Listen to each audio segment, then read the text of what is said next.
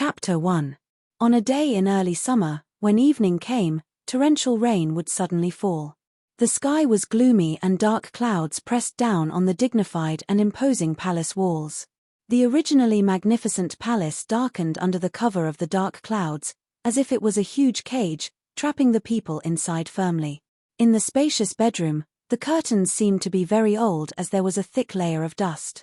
It was originally a hot day, but one could actually feel some coldness. The clothes and jewelry were scattered on the ground, as if a catastrophe had just happened. The female half knelt on the ground and looked up at the person in front of her. This woman was only in her 30s, but her face was as old as an old woman's. Between her brows was heavy and vicious, and her eyes were like stagnant water with ripples, like a dried-up well that had been left behind for a long time, unable to shed any tears, yet carrying a bottomless hatred. "Your ladyship, please." The eunuch beside her held the white silk in his hands and said in an impatient tone, "This one is still waiting to report to His Majesty." Shun Miao's eyes landed on the eunuch, and after a long silence, she slowly opened her mouth and said in a hoarse voice, "Xiao Li Zi, when Bengong promoted you, you were still a dog by Jiao Gonggong's side." The eunuch arrogantly raised his head, "Your ladyship, the present is different from the past." "The present is different from the past." Shun Miao muttered and suddenly laughed out loud. What a good the present is different from the past. Just because of one sentence, the present is different from the past, those servants and officials that were respectful to her in the past could now order her around. Because of the present is different from the past, she would end up with a 3 kai long white silk with her head separated from her body. What was the past and where did the present start from? Was it from when my Furen entered the palace, or when the crown prince was deposed, or when the eldest princess died tragically in marriage? Or when she returned to the palace after being a hostage in the Qin country for 5 years? From the past to the present, from the Empress to the deposed Empress, it was all because of one sentence from Fu Xiuyi. The entire court of civil and military officials could change their expressions and the Ming-Chis rivers and mountains could be inverted. What a good the present is different from the past. The bedroom door opened with a creak and a pair of dragon-embroidered boots stopped in front of Shun Miao. Above it was the corner of the bright yellow robe. "Seeing as you have followed this emperor for 20 years, this emperor will grant you an intact corpse. Give your thanks." The emperor's son said. Shun Miao slowly raised her head and looked at the man high above. Time did not leave any mark on his face. He was as handsome as he was at the beginning. He was the world's wise ruler, the rightful son of heaven. He was the man she had been infatuated with for 20 years and her husband who had helped each other in difficult times. Now he said to her, "We will grant you an intact corpse." "Thank me." "Why?" Shun Miao asked with difficulty. He did not answer. "Why do you want to wipe out the entire Shun family?" she asked. Prince Ding, Fu Xiuyi. The late emperor had 9 sons and each of the 9 sons had their own merits, but the crown prince was often ill and the late emperor was slow to appoint a new crown prince. She admired Prince Ding's peerless talent and disregarded her family's dissuasion. She finally got what she wanted but also tied the entire Shen family and Prince Ding together.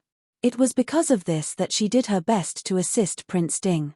From a pampered daughter who did not know anything to a Wang Fei who participated in court matters, she gave advice and finally settled the country. On the day Fu Xiuyi ascended the throne, he made her the empress, a motherly model of the world, and was very glorious. She thought that she was the most glorious empress. The prince's rebellion had just been quelled and the Ming-Chis foundation was unstable. The Xiong Nu invaded and the neighboring countries were eyeing covetously. In order to borrow troops, Shun Miao voluntarily went to the Qin country to be a hostage. When she left, her daughter and son were still 1 month old. Fu Xiuyi even said, "Jin will personally bring you back." 5 years later, she finally returned to Ming-Chi and there was an additional beautiful and talented Mai Furen in the inner palace. Chapter 2.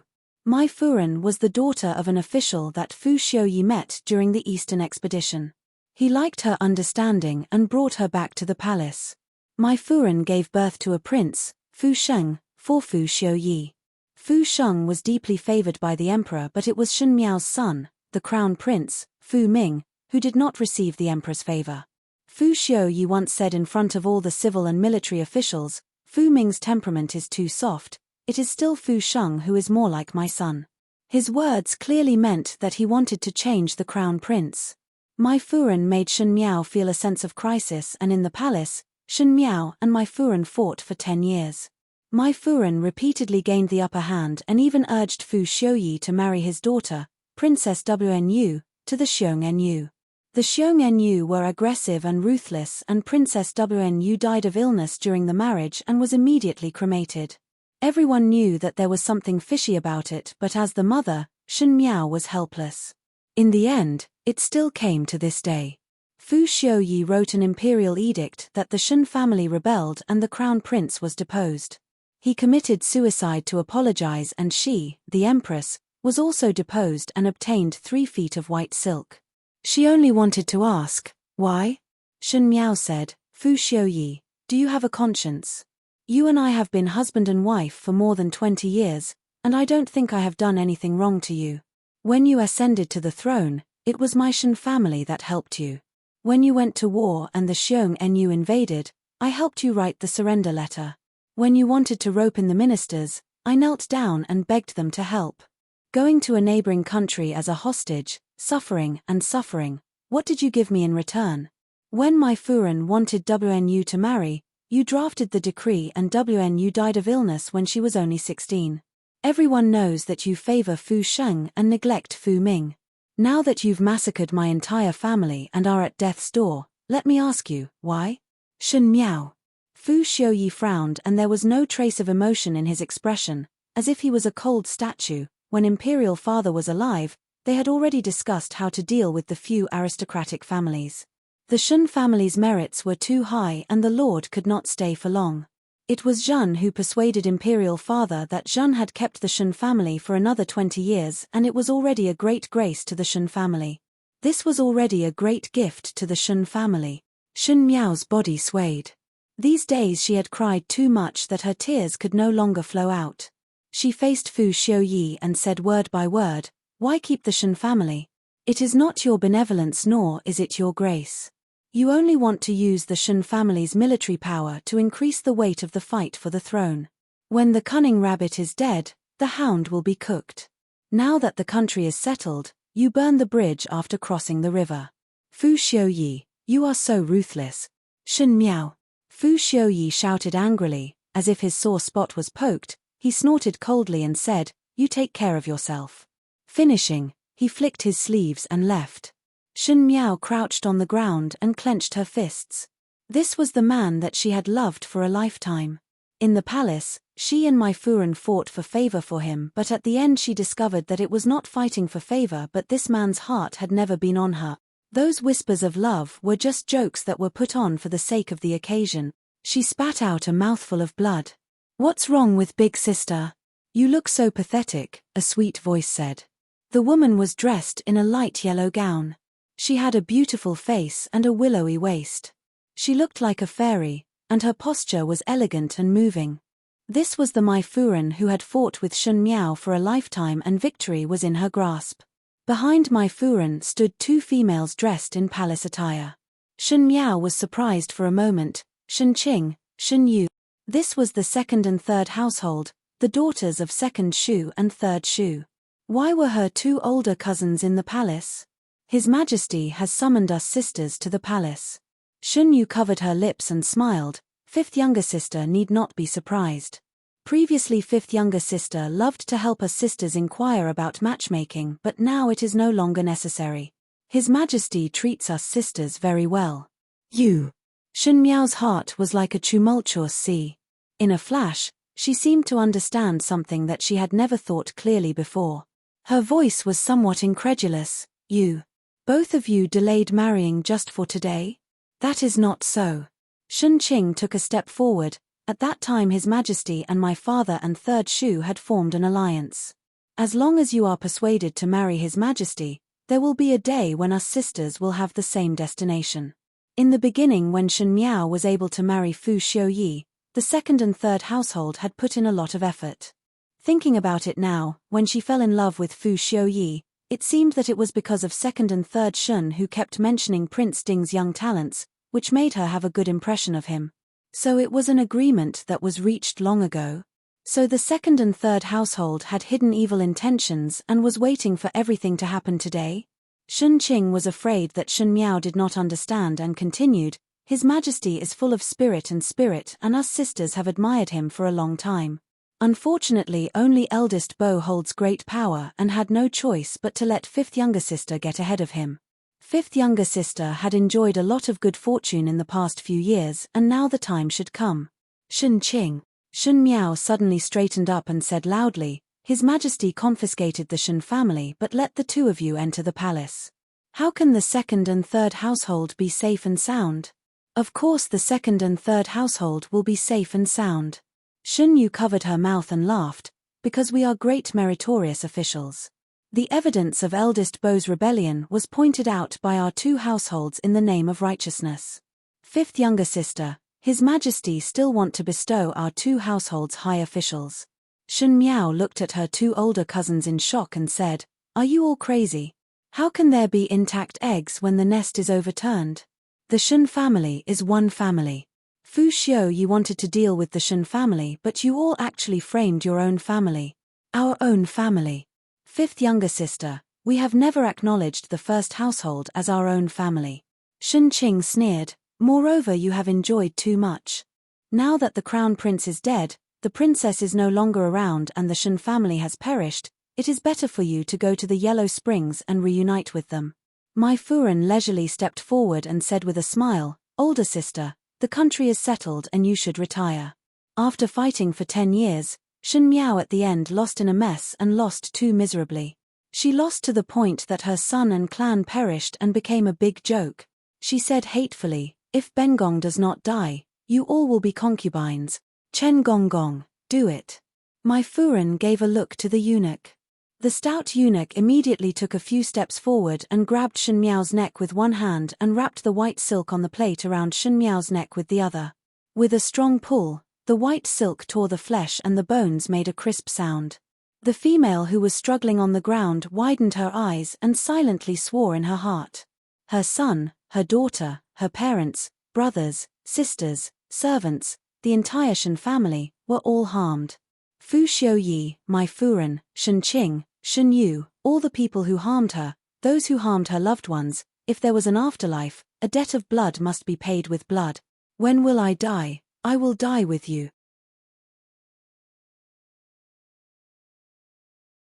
Chapter 3. The big black and white courtyard, bluestone slabs, vermilion pillars, and carved railings were engraved with complex crabapple patterns. It had just rained for an entire night and the raindrops rolled down from the banana leaves into the ground.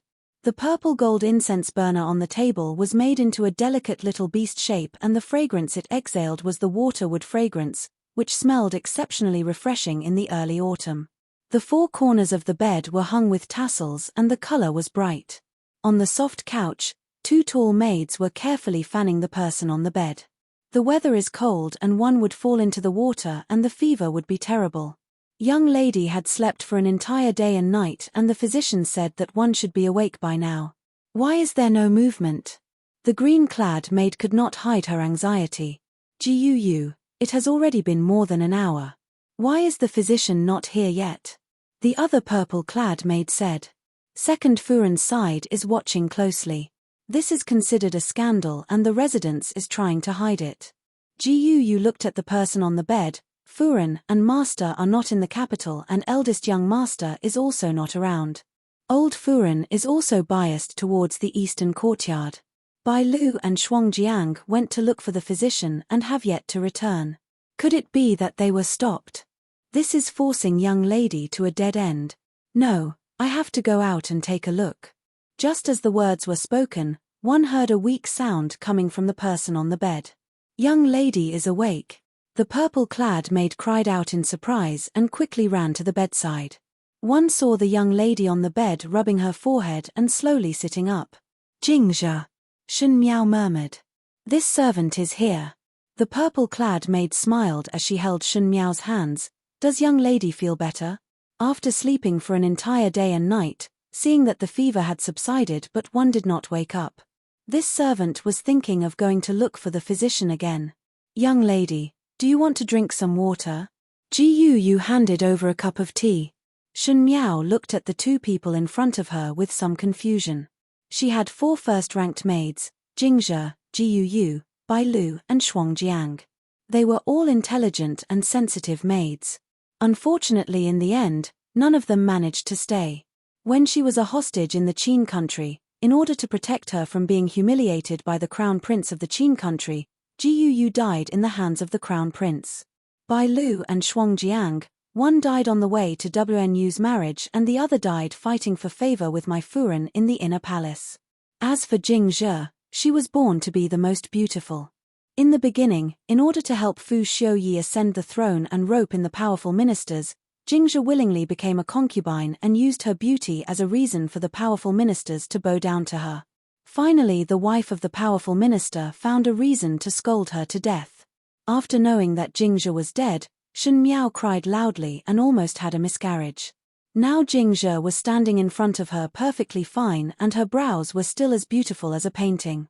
Yu looked at her with a smile and the two maids were 14 to 15 years of age, which made Shen Miao dazed for a moment.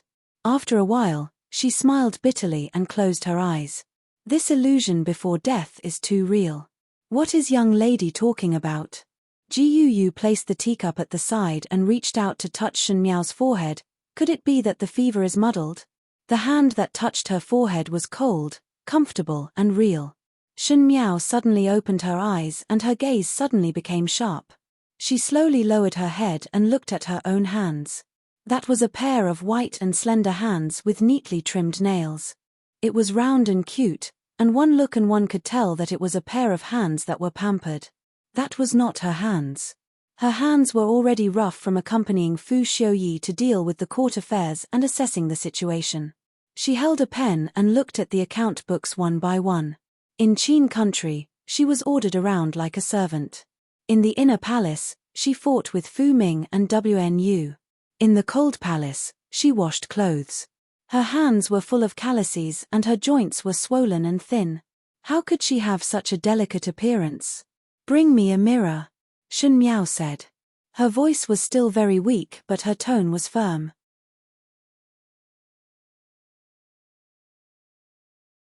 Chapter 4. Yu and Jingzhe looked at each other in dismay. Finally Jingzhe went to take a mirror and handed it to Shen Miao. In the bronze mirror, the young female had a round face, a full forehead, a pair of big almond eyes that were slightly red, a round nose and a small mouth. It was still a face that had not shed its childishness. It could not be said to be beautiful, but it was fresh and adorable with a timid look. That was the face of a young female that was once praised by the imperial family as bringing good fortune to her husband.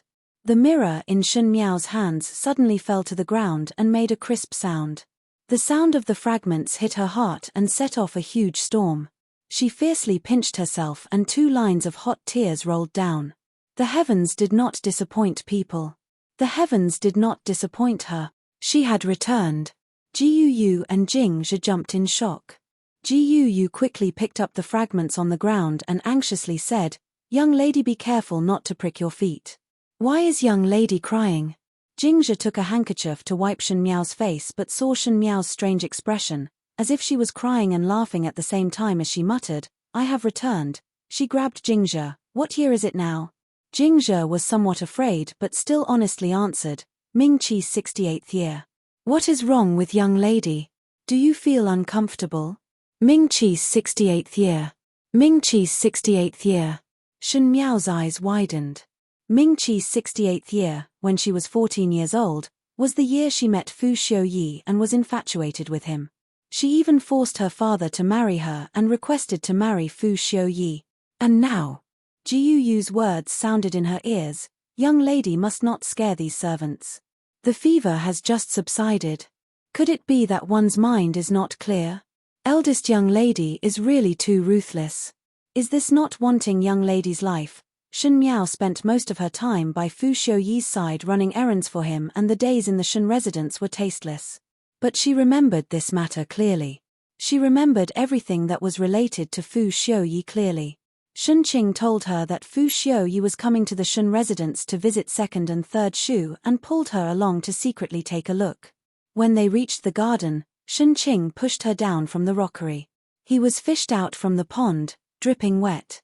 At that time, there were other officials and colleagues who were with him, and they only treated it as a joke at the Shen residence. The matter of her being infatuated with Prince Ding had already spread throughout the capital half a year ago, and this time it was just a joke. In her last life, after she woke up, she accused Shen Qing of pushing her into the pond, but no one believed her. Shen Miao was extremely wronged and was punished by old Furen to be grounded in the temple, causing her to be unable to go out during the Mid-Autumn Festival. Shen Yu secretly released her and brought her to the Chrysanthemum Appreciation Banquet at Yang Bei Tang and made a complete fool of herself. Shen Miao closed her eyes. There were 3 households in the Shen family. The first household was Shen Xin, who was Shen Miao's father and the son of the old general's first wife. The first wife died of illness in her middle age, and the old general married a second wife, who gave birth to the second wife, Shen Gui, and the third wife, Shen Wan. After the death of the old general, the second wife became the present old Furen. The Shen family did not separate from the family. The 3 brothers supported each other and had a good relationship, which became a much-told story. The Shen family had been in the military for generations, and in Shen Xin's generation, other than the first household who held military power, the second and third household took the path of civil officials. Shen Xin was out on expeditions all year round, and Shen Furen also followed her husband to the army.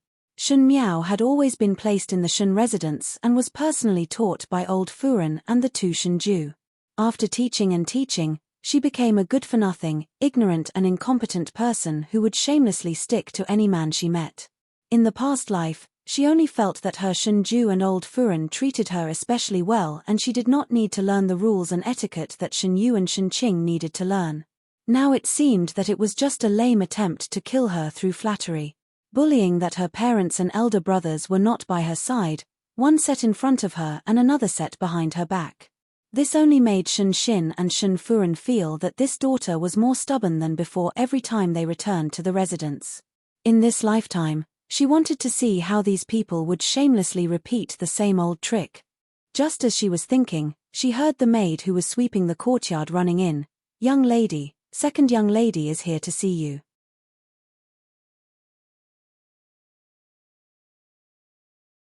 Chapter 5. Miss, second miss is here to see you. Jing Zhe's expression was somewhat uneasy, of all times to come at this time. Young lady's body has not recovered and one is not afraid of catching a cold. Ji Yu pushed Jing Zhe's arm, but her expression was also very worried. Shen Miao heaved a sigh of relief in her heart when she saw this. The 4 maids by her side were all personally selected and trained by Shen Xin and Shen Furen. They were both loyal and quick-witted. What was the situation of the Shen family? She was too young to see through the hidden intentions of the second and third household, but the maid was able to see the clues. Before he could say anything, he saw a young girl walking in from outside. The girl looked to be about 15 or 16 years old. She wore a pale pink robe with a chrysanthemum pattern and a moon-white pleated skirt. Her hair was combed into a tassel bun. Her skin was fair, and her features were elegant and beautiful. Her entire body was filled with a strong scholarly aura, and she seemed decent and dignified. When he saw her, he quickly walked to the bed and worriedly said, "Fifth sister, do you feel better? After I found out that you fell into the water, I was worried for a long time, but the people of Yujiao Garden said that you wanted to rest, so I didn't dare to disturb you. Today, when I heard that you woke up, I dared to come over." Shen Miao looked at the young female in front of her. This was the daughter of the third household of the Shen family, Shen Yu. Out of the 3 daughters of the Shen family, Shen Qing was cheerful and magnanimous, Shen Yu was famous for her talents, and only Shen Miao had a wooden character, timid and without talent. Outsiders praised her for being chaste and virtuous, but in fact everyone knew that she did not have any good points and was the most unpresentable daughter of the Shen family. In the last lifetime, before Shen Miao married, she had the best relationship with Shen Yu. Shen Yu's temperament was gentle and considerate, and many times she would help Shen Miao come up with ideas. It was just that at that time Shen Miao could not see whether the idea was good or bad and was only grateful to this older cousin sister who did her best to help. This time Shen Yu's visit was most likely to plead for leniency for Shen Qing. Sure enough, Shunyu opened her mouth and said, "Fifth younger sister, eldest sister also made a mistake that day, and since things have come to this, one hope that fifth younger sister can forgive her once." Hearing that fifth sister had a fever, the eldest sister also blamed herself. After fifth younger sister recovers, can you spare eldest sister this time? She did not deliberately let you make a fool of yourself in front of His Highness Prince Ding. It would have been fine if he did not say those words, but he had to mention the words Prince Ding in front of Shun Miao. Everyone knew that Prince Ding was the apple of Shun Miao's eye. Shun Miao had the temperament of being able to take grievances, but when it was related to Prince Ding, she would definitely not give in. If she did not mention Prince Ding, perhaps Shun Miao would just let it be. This time Shun Yu deliberately mentioned Prince Ding. If it was not to provoke a dispute between her and Shun Qing, then what was it? It was the same in her previous life. She had just woken up when Shun Yu rushed over to plead for leniency for Shun Qing. This plea made Shun Miao furious. For the sake of his sweetheart, he accused Shun Qing of pushing her into the water in front of old Madame Dowager. But Shun Qing did not admit it, and the surrounding people also said that they did not see Shun Qing push Shun Yu. Old Furen was biased towards the second and third household and naturally took the opportunity to lecture her for not knowing self-respect at such a young age, and even tried to slander her older sister and grounded her. Afterwards this matter was spread to the Imperial Academy, and Shun Miao became the laughingstock of her classmates. Under the shame and indignation, she did not go to the Imperial Academy anymore. Later on, she gradually faded out from the circle of noble females in the capital. Now thinking about it, her vision had always been limited to the world that these people in the general residence created for her. She thought that she was virtuous but did not know that in the eyes of outsiders, she was weak and ignorant. She thought that loving Prince Ding was courageous and straightforward, but did not know that outsiders said that she had no sense of shame. The result of these deliberate teachings led to a messy impression of her in the early stages. Even though she successfully married Fu Xiuyi, she was still said to not be able to be seen in public. Even when the world compared her with Mai Furen, they would only say that she was stupid and ignorant. What a stupid past. Shun Yu worriedly caressed Shun Miao's shoulders, and her lips quietly revealed a trace of smile. She knew that with Shun Miao's temperament, as long as Fu Xiuyi was mentioned, she would definitely fly into a rage. But after waiting for a long time, there was no reaction. Shun Yu suspiciously looked over and saw the young female in front of her looking at her with a smile. The young female's face was still very pale and her lips were dry. Only her pair of dark eyes were as bright as grapes. Shun Miao's eyes were the best looking. She had big almond-shaped eyes that were ignorant and as timid as a newborn puppy. It was just that she usually had a wooden expression and had wasted the spiritual energy of her eyes. Now that pair of almond-shaped eyes were still round, but the expression was very different. There was some coldness and no emotions. It was not like a wooden expression but more like a condescending look. Shun Yu quivered. She did not know why, but there was an indescribable trembling in her heart. It was as if she was not facing a stupid dumb goose but a person of high status. How could there be such a feeling? Naturally she did not know that the Shun Miao in front of her was no longer that Shun Miao. The Shun Miao in front of her was the Shun Miao who had experienced the fight for the throne, the chaos of war, the fight for favor, the loss of her son and the extinction of her clan. It was the Empress of Ming-Chi and Empress Shun who was in charge of the inner palace and had supreme power over the 6 palaces. She was stunned for a long time until the young female in front of her rubbed her forehead and softly said, "Second older sister's words are too serious. This matter has nothing to do with eldest older sister. It was me who fell down. Fifth younger sister." Shun Yu did not expect Shun Miao to say that and was stunned for a moment before she reacted. She shook her head. "Fifth younger sister must not wrong yourself." "How would I wrong myself?" Shun Miao smiled and interrupted her words. "It is only a small matter. My head is still a little dizzy and want to rest for a while. If there is anything, one can talk about it at Zumu's place tomorrow." Since the words were said to this point, Shun Yu could not say anything more. Even though she found it strange that Shun Miao did not treat her warmly today, she attributed it to Shun Miao making a fool of herself in front of Fu Xiuyi, so her mood was unhappy. After speaking a few more words, Shun Yu then left. After Shun Yu left, Gu then said, "Our young lady was pushed into the water and almost lost her life but came to plead for eldest young lady." "Plead then plead. Why does it sound like that is not the case?" Gu was vaguely reminding Shun Miao that Shun Yu did not have good intentions. When the sandpiper and clam fight, the fisherman benefits. She most likely wanted to be the fisherman. Shun Miao said lightly. Gu was pleasantly surprised that Shun Miao could finally see Shun Yu's true face, but she did not understand the meaning of Shun Miao's words. When she raised her head to see her young lady's likable face, there was an inexplicable sense of awe that made one involuntarily look up. Shun Miao looked at her fingertips. Why did Shun Qing push her into the water? It was because she said one sentence at that time, "Wait for father's triumphant return at the end of the year. I will let father make the decision and beg father to marry me to His Highness Prince Ding." She said it naively and felt that they were family, so she had no scruples. Shun Xin was a general in court and it was not impossible for him to have the heart to marry off his daughter. Why did Shun Yu want to sow discord between her and Shun Qing? Naturally it was because Shun Yu also admired Prince Ding. In the last lifetime when she was at death's door, Shun Yu and Shun Qing then told her that both of them admired Fu Xiuyi for a long time. Now thinking about it, there were already some clues at this time. Since both of them sisters were infatuated with Fu Xiuyi, would it not be a pity to not let them fulfill their wishes in this lifetime? She would definitely let their wishes come true.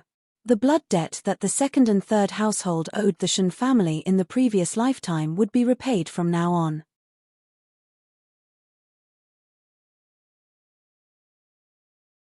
Chapter 6. In the early autumn, the northern wild geese lined up in a row and flew across the vast sky towards the warm southern country. The lush summer foliage in the courtyard began to wither and the colorful fishes in the pond looked colder than usual. The young female's black hair was combed into a deer bun with an exquisite coral hairpin. She was wearing a crimson silk double-nest cloud goose attire, outlining her slim and exquisite figure. Bai Lu gently draped the embroidered cloak over Shun Miao and said, "Young lady's illness has not recovered. Be careful not to catch a cold." Shun Miao shook her head. Her stature was still small and was not as tall as Shun Yu and Shun Qing. Her face was round and in addition to her usual timid character, she looked like she was younger than her actual age, just 11 or 12 years old. But today it was somewhat different.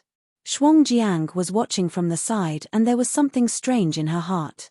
The young female's complexion was pale and she looked at a small and delicate person. Now there was not a trace of a smile on her face and she was not cold nor silly. She was somewhat cold and seemed to be looking at the sky with some nostalgia. She was still standing like before but there was some dignity, as if one did not know where she got her unique temperament overnight and there was a sense of grace and grandeur. Shuang Jiang shook her head as if this would be able to get rid of the absurd thoughts in her heart. She smiled as she looked at Shun Miao. "What is young lady looking at?" After having breakfast, Shun Miao kept standing in the courtyard looking at the sky in a daze. Just thinking that these wild geese fly from the northern lands to the southern country, would they also pass through the northwest desert? Shun Miao softly said. The northwest desert was the place that Shun Xin was guarding. Shun Furen and eldest Shun Young Master were both there. In the letter that was sent last month, it was stated that the capital had just turned cold and the northwest region had already withered and snow had started to fall. Young lady must be thinking of Master and Furen. Shuang Jiang smiled. Master will return at the end of the year and would be very happy to see that young lady has grown taller. Shun Miao smiled but there was some bitterness in her mouth. The great general that could only return to the Ding capital once a year and the first thing he would do upon his return was to face his own daughter's shameless act of running to become a wife and even forcing her to marry with her own death. How happy could he be? Not to mention that the person she was thinking of marrying was a villain who only wanted to use the Shun family's military power to fight for the throne. The fight for the heir apparent was a mess of crooks and dragons. The Shun family was not willing to get involved but they were dragged into the water by her blind love and finally ended up with a miserable ending where the whole family was destroyed. Shun Miao closed her eyes. However, too many things had happened in the short span of half a year. Ever since she turned 15, her marriage had become a weapon that the East Courtyard could use against her at any time. It seemed that starting from this year, The east courtyard was like an evil beast that had taken off its disguise. Step by step, it forced her into a dead end. She could not turn back. Girl. Bai Lu saw that little master's expression was strange and her fingers that were gripping the cloak turned white. She could not help but softly call out. Shun Miao recovered to her senses and saw Ji Yu jogging over. Young lady, Rong Jingtang's side came over to rush. Rong Jingtang was the place where old Shun Furen stayed. Early in the morning, old Furen sent the maid by her side to see Shun Miao. Seeing that Shun Miao was fine, she said that once her body recovered, she would be able to pay her respects to old Furen. In fact, whether it was to pay respects or to denounce, which one was not well aware. Shun Miao gently smiled and tightened her cloak. Let's go. In the Shun residence, the east and west courtyard were clearly separated. In the beginning, when old General Shun was still alive, he would often practice swordplay and boxing in an empty courtyard in the west courtyard. Afterwards, when old General Shun passed away, Shun Gui and Shun Wn took the path of civil officials and only Shun Xin alone took over the old general's mantle. That empty courtyard along with the west courtyard was given to Shun Xin. The east courtyard was spacious and housed the first, second and old Shun Furen's 3 families.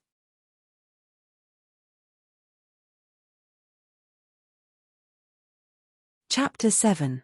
In fact, compared to the east courtyard, the west courtyard's location was more remote. Even the amount of sunlight was less than half that of the east courtyard. There was really nothing worth praising about it. Only Shun Xin was cheerful all day, feeling that he had picked up a great bargain after obtaining that piece of empty land. Shun Xin and Shun Furen were from a military family and their vision was also simple. The white walls and black tiles were extremely simple. It could not compare to the exquisite and graceful renovation of the east courtyard. Shun Miao was very dissatisfied with the western courtyard that her family occupied and envied the elegance and cuteness of the eastern courtyard. Because of this, she blamed Shun Xin in her heart.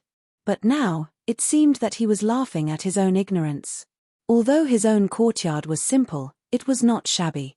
Every part of it displayed an open-minded state of mind. How could it be compared to the evil spirits of the east courtyard, which only had a golden exterior but a shabby interior? After walking through a long corridor and passing through an exquisitely manicured garden, he finally reached the entrance of Rong Jingtang. Rong Jingtang's decorations were extremely elegant, most likely in order to show the scholarly atmosphere. There was a plaque with Ju Xin Yae's name hanging on the door, and the copper handle made of crane and pine trees was exquisite and nimble. 5th young lady is here. 11er, who was by old Shun Furen's side, said. Shun Miao stepped into Rong Jingtang. Rong Jingtang was a joyous and harmonious scene.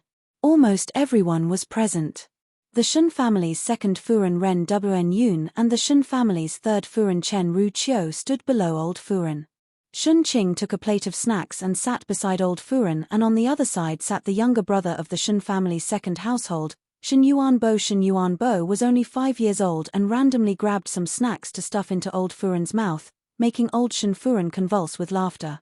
It seemed that no one noticed Shun Miao's appearance until Shun Yu smiled and said, "Why is 5th younger sister only here now?" 7th younger brother had almost finished eating the sugar-steamed cheese. Shun Miao nodded her head. Most likely my body is not fully recovered and felt dizzy after 2 steps. I rested for a while on the way, so I came late. The people in Rong Jingtang were all silent. If Shun Yu wanted to say that she came late, she would not be afraid to point out that old Shun Furen took advantage of her seniority and did not care about her granddaughter's health to send someone over to pay respects. After a moment, Ren Wn Yun said with a smile, "I see that little Five's body is really weak. These few days the physician had been invited twice, but it is fortunate that he is fine now. Are you feeling better?" A hoarse and stern voice rang out, carrying with it a trace of impatience. Shun Miao raised her head to look at old Shun Furen. The smile on old Shun Furen's face had disappeared and she slightly raised her head with some arrogance. She was clearly 70 years of age, yet she was wearing a pink, thin, and tightly buttoned dress. Her collar was inlaid with green jade buttons, and she was wearing a forehead cloth embroidered with white orchids. Her silver hair was coiled into a bun decorated with some jade beads. She was a female who was extremely particular about appearance. In the last lifetime, when Shen Miao was still in the boudoir, she had always felt that old Shen Furen was the noblest female, and that kind of elegant and beautiful temperament in her later years made her unable to help but be fascinated, but now she felt that it was somewhat ridiculous. Old General Shen's first wife, Shen Xin's mother, was born in a prestigious family and was a true lady from a respectable family. It was a pity that she died of illness in her middle age. Later on, when old General Shen's army passed by a place, he saved a songstress from the hands of a local ruffian. The songstress had nowhere to go and begged to be his concubine. She gave birth to Shen Gui and Shen Wan for old General Shen and was later promoted to the official position. The songstress made a name for herself and became Shen Furen and later became old Shen Furen. Her reputation and status had changed, but deep down in her bones, she was a lowly person who came from the streets. Shen Miao still remembered that in the last lifetime, old Shen Furen forced her to marry the lame prince of Yuzhou, just to pave the way for Shen Qing. She looked at the female in front of her. When old Shen Furen was young, she was very beautiful with a sharp face and big and watery eyes. When she was old, it was like a dry triangular drum with two eyes protruding from it. But she was not resigned to her fate and insisted on applying bright-colored lipstick. It was really not dignified at all. Shen Miao had the eyesight of an empress in her previous lifetime as she casually evaluated in her heart and humbly said, after drinking the medicine, "It is much better." Thanking grandmother for the concern. In the next second, one could hear old Shen Furen shouting from above, "Unfilial daughter. Still not kneeling down."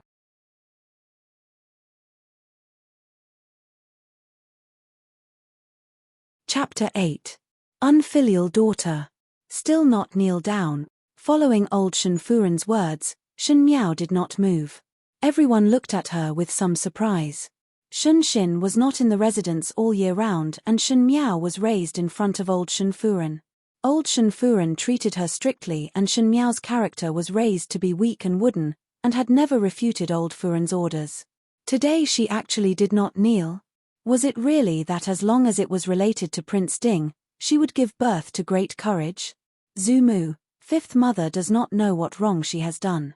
Shen Miao said calmly.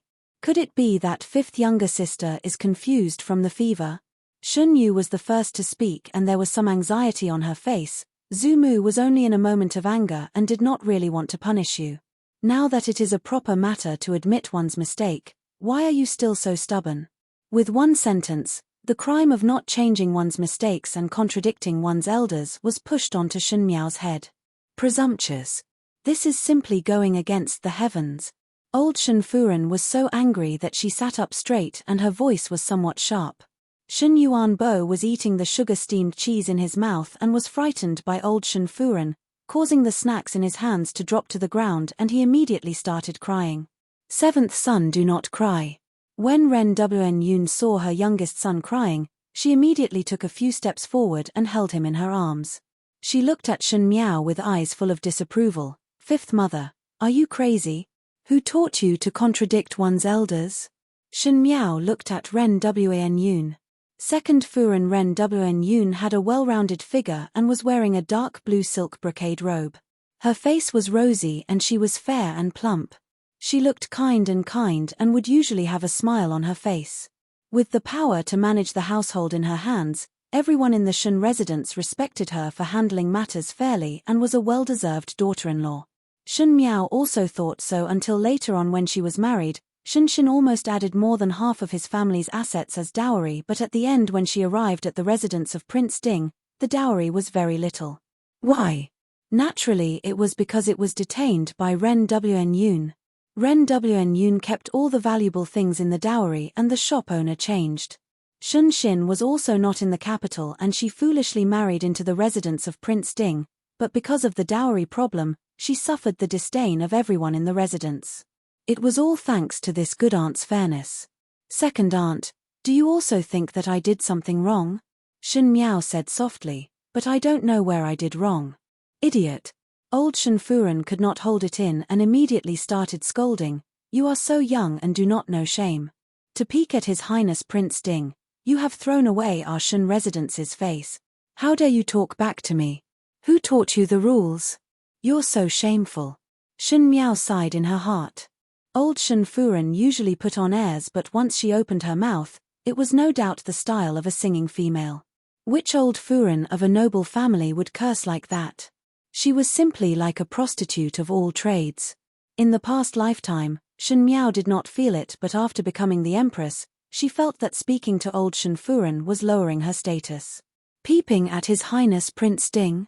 She tilted her head and asked in confusion. Shun Yu could not help but say, "Fifth younger sister, even though one knows that you love Prince Ding, but to fall into the water because of peeking at Prince Ding, it is really damaging to the resident's face. Moreover, His Highness Prince Ding is definitely unhappy in his heart. Fifth younger sister, you better find a chance to apologize to His Highness Prince Ding. Love Prince Ding, apologize to Prince Ding." Which female was willing to lose face in front of the man she loved? In the past lifetime, Shun Yu also said so, and old Shen Furen deeply agreed. Shun Miao felt embarrassed and refused to comply and was grounded by old Shen Furen in a fit of anger. One sentence was because she loved Prince Ding and did not know shame, ruined her own reputation and even implicated the residents. Shun Yu looked gentle and elegant, but her mind was so unfathomable that Shun Miao could not help but look at her.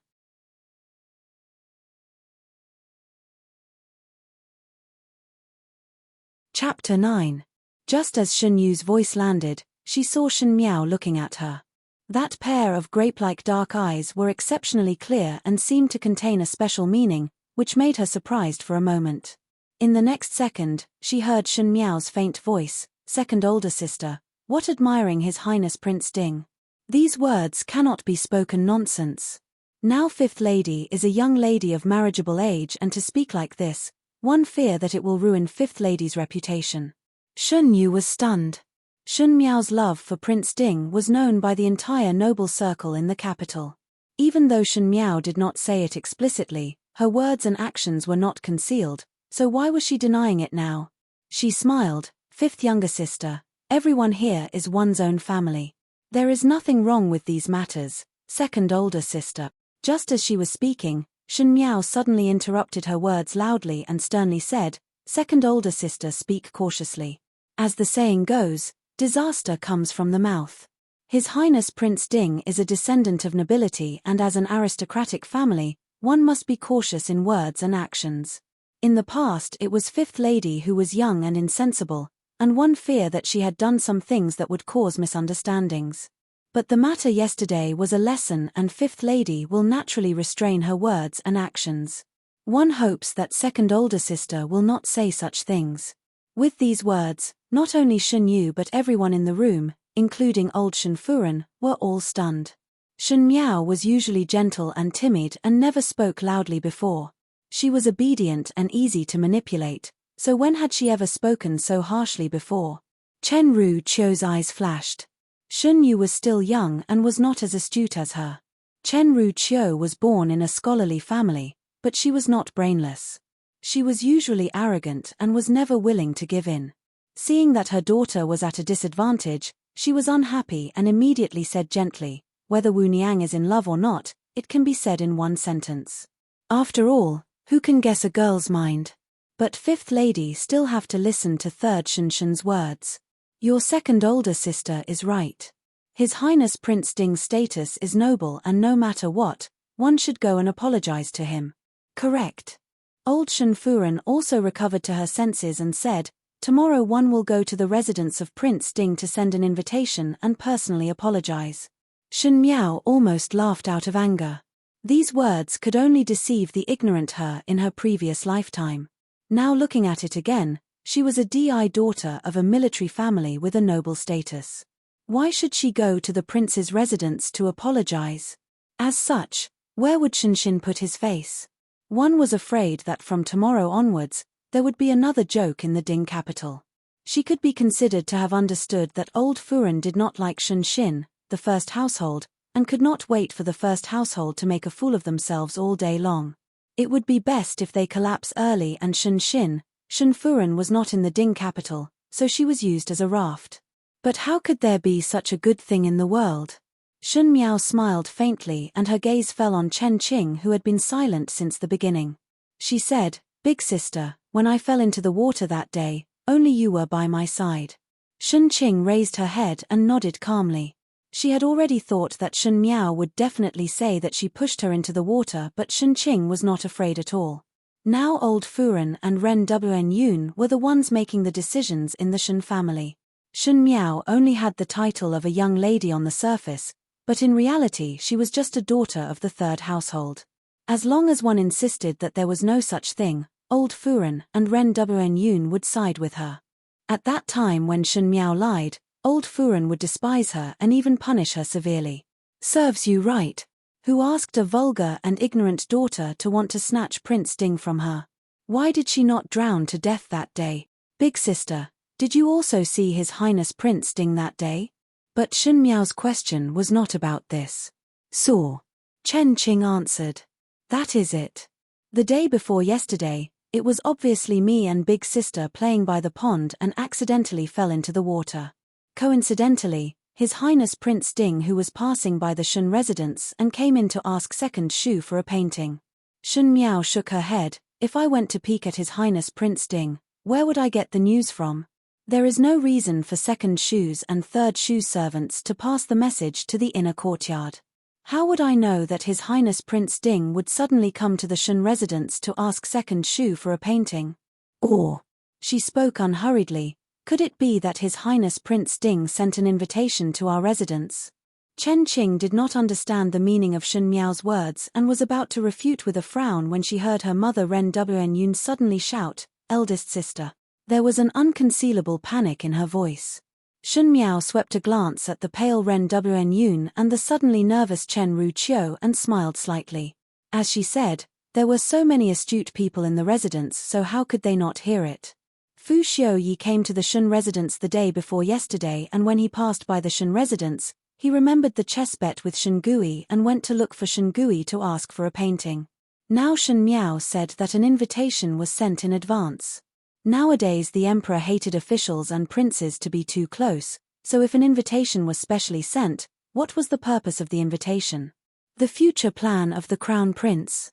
There were thousands of eyes and ears in the world, and who knew if there would be spies from the Tian family in the Shun residence?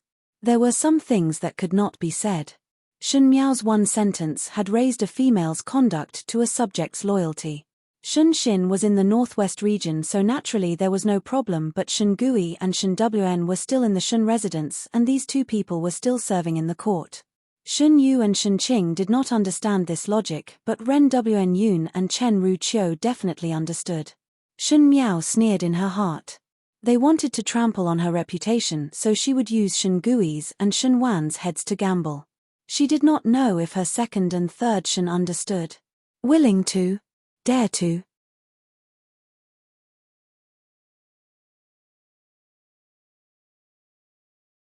Chapter 10.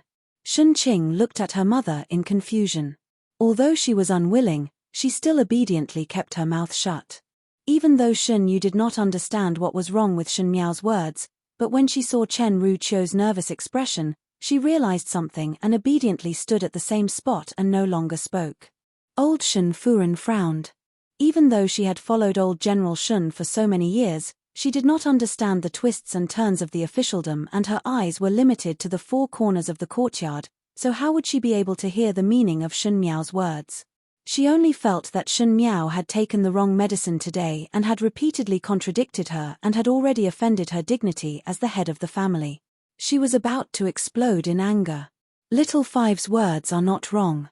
Ren Wen Yun smiled and interrupted old Shun Furen's reprimand. It was originally a misunderstanding, so how could the matters of the front hall spread to the inner courtyard? It was just a coincidence that they ran into each other. His Highness Prince Ding was broad-minded and would not put a child's play in his eyes. Everything is a misunderstanding. Poor Xiaowu. She fell into the water and suffered a shock. She really feels wronged. Old Shun Furen opened her mouth and was somewhat dissatisfied with second daughter-in-law suddenly interrupting her. But Ren Wen Yun's maiden family was a famous merchant family in Mingqi, and most of the expenses were subsidized by this second daughter-in-law. Even though she was dissatisfied, she was not willing to offend her. He snorted coldly and didn't continue. Chen Ruqiu also realized something and quickly followed Ren Wnyun's words. That's right. Yue, Qing'e, in the future do not mention the words just now. It was Little Five who accidentally fell into the water and coincidentally was seen by His Highness Prince Ding. How can there not be coincidences in this world? She smiled as she looked at Shen Miao. Little Five, old Furen is also feeling sorry for you and is not really angry with you. Shen Miao looked at the woman in front of her. Shen Yu looked like Chen Ruqiu and her temperament was also similar. Chen Ruqiu was also born in a scholarly family and her brows were graceful and beautiful. Usually when she walked or spoke, she would be gentle, beautiful but not frivolous. Such a woman with a strong scholarly aura seemed to be easy to get along with. Who knew what would happen next? Later on, when the Xiongnu emissary requested for a marriage alliance, there was only one princess of suitable age in the palace, and that was Wnu. Chen Ruqiu said that Shen Yu was already old and marriage was the final destination, so she was willing to marry the Xiongnu. However, Shen Yu was not a princess, so Fu Xiuyi conferred the title of Princess Yu to Shen Yu. But in the end, the one who got married was her Wnu. Wnu died on the way to the wedding, so Wnu's princess palace was given to Princess Yu. Princess Yu naturally accepted Wnu's everything. Her Wanyu was not even 16 years old. Shen Miao closed her eyes. If one were to say that Chen Ruqiu had no credit for this, one feared that Chen Ruqiu herself would not believe it. One feared that Chen Ruqiu and Mai Furen had already reached an agreement and wanted to see her thinking that there was hope but her own hope would be shattered alive. Chen Ruqiu's smile stiffened. The girl on the other side looked at her. She had a round face, round eyes, and a round nose. This kind of appearance coupled with a timid expression easily gave people the impression that she was stupid. But now, it wasn't. One did not know when the timid expression disappeared and what replaced it was a solemn look. It was not a sudden tensed seriousness, but it was from the heart and there was a faint sense of distance. For a moment, Chen Ruqiu suddenly felt that the person in front of her was not that stupid daughter of the first household, but a mistress with a high position. That kind of sharpness at one's side suddenly made one tremble. In the next second, one saw the young female's eyes curved. I understand. Now third Shen also feel that Little Five is not wrong.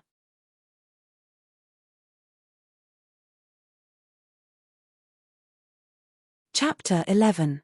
Chen Ruqiu was surprised for a moment and looked at the obviously unhappy old Furen on the high seat before reluctantly saying, even so, Little Five falling into the pond is really too careless. How do the few maids around take care of others? Eldest brother and eldest soror are not around, so the servants bully the master? From Zhengsheng's point of view, it is better to change these few maids. Ren Wnyun laughed out loud. Chen Ruqiu looked at her with some anger and Ren Wnyun's lips hung a trace of a sneer.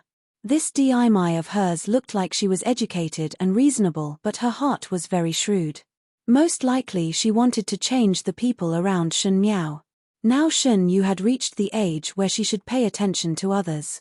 In the capital, no matter how far Shen Miao's stupid and cowardly reputation was, in terms of status, Shen Yu was not as good as Shen Miao. After all, Shen Xin still held the military power in his hands. The third household was finally ready to make a move. Shen Miao lowered her head. Why does third Shen want to change Jiu and the rest? They are the people that father and mother left for fifth lady. Now there are many changes in the western courtyard and fifth lady does not know any of the second-ranked maids. If Jiu and the rest are changed, fifth lady would not know who to talk to in the western courtyard. Ren Wnyun's smile stopped abruptly.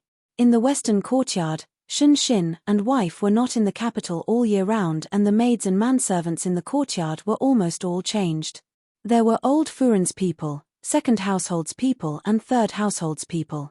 But because it was the second household that managed the household, naturally there were more people in the second household. It was all right if these words were not said, but if it were to be passed to the ears of outsiders, that the daughter of the first household did not know a single servant in her own courtyard, what kind of good intentions would the second and third household have? There was no reason for a sister-in-law to intervene in the eldest brother's courtyard. Her mind turned very quickly and she smiled as she stared at Chen Ruqiu and said to Shen Miao, "Your third Shen is joking with you. Jiu and the rest of the maids are just careless. Our Shen family is benevolent and would not do such inhumane things. Little Five need not be anxious." At the end, her words still choked Chen Ruqiu. Shen Yuanbo looked at his mother and then at Chen Ruqiu before yawning. Old Shen Furen was somewhat impatient with the battle of words between her second and third daughter-in-law, and seeing this scene, she said, "Done, it is just some trivial matters. Number two's family, bring seventh son over and disperse. There are so many people, it's making me dizzy." Ren Wn Yun quickly carried Shen Yuanbo to old Shen Furen's couch and said, "Mother, then this daughter-in-law will leave first. Seventh brother, be obedient when you play with old madam." Chen Ruqiu glanced at Shen Yuanbo before placing her hands on her lower abdomen and slowly walked out of Rong Jingtang. The second household had a son and was highly regarded by old Shen Furen. No matter how capable she was, Shen Yu was after all a daughter. It would be good if there was a son. In the Shen residence, sooner or later the things of the first household would have to be fought over. If there was a son, at least they would be able to share equally, unlike now where the second household had benefited for no reason. Moreover, the first household still had a Di son. Even though he was at the border with Shen Xin, who knew if he would come back to take a share of the loot. Thinking about it, Chen Ruqiu raised her head and her gaze landed on the few people who were heading towards the western courtyard. The young female was wearing a crimson embroidered long robe. She had always loved to wear bright colors, and in addition to not having parents by her side, she did not know how to dress up and would always reveal a rustic feeling. But now, the crimson color made her complexion look even fairer. It was still the same appearance, but it seemed to be more solemn. Even somewhat dignified. Jiu softly said, "Young lady's body is not well, why the rush to Guangwenguan? Since the illness has been explained, there is no need to rush to Guangwenguan." "Or, no." Shen Miao interrupted her words, "Prepare the carriage immediately." It was obvious that there were no harsh words, but one did not know why Jiu shuddered and did not dare to ask any more.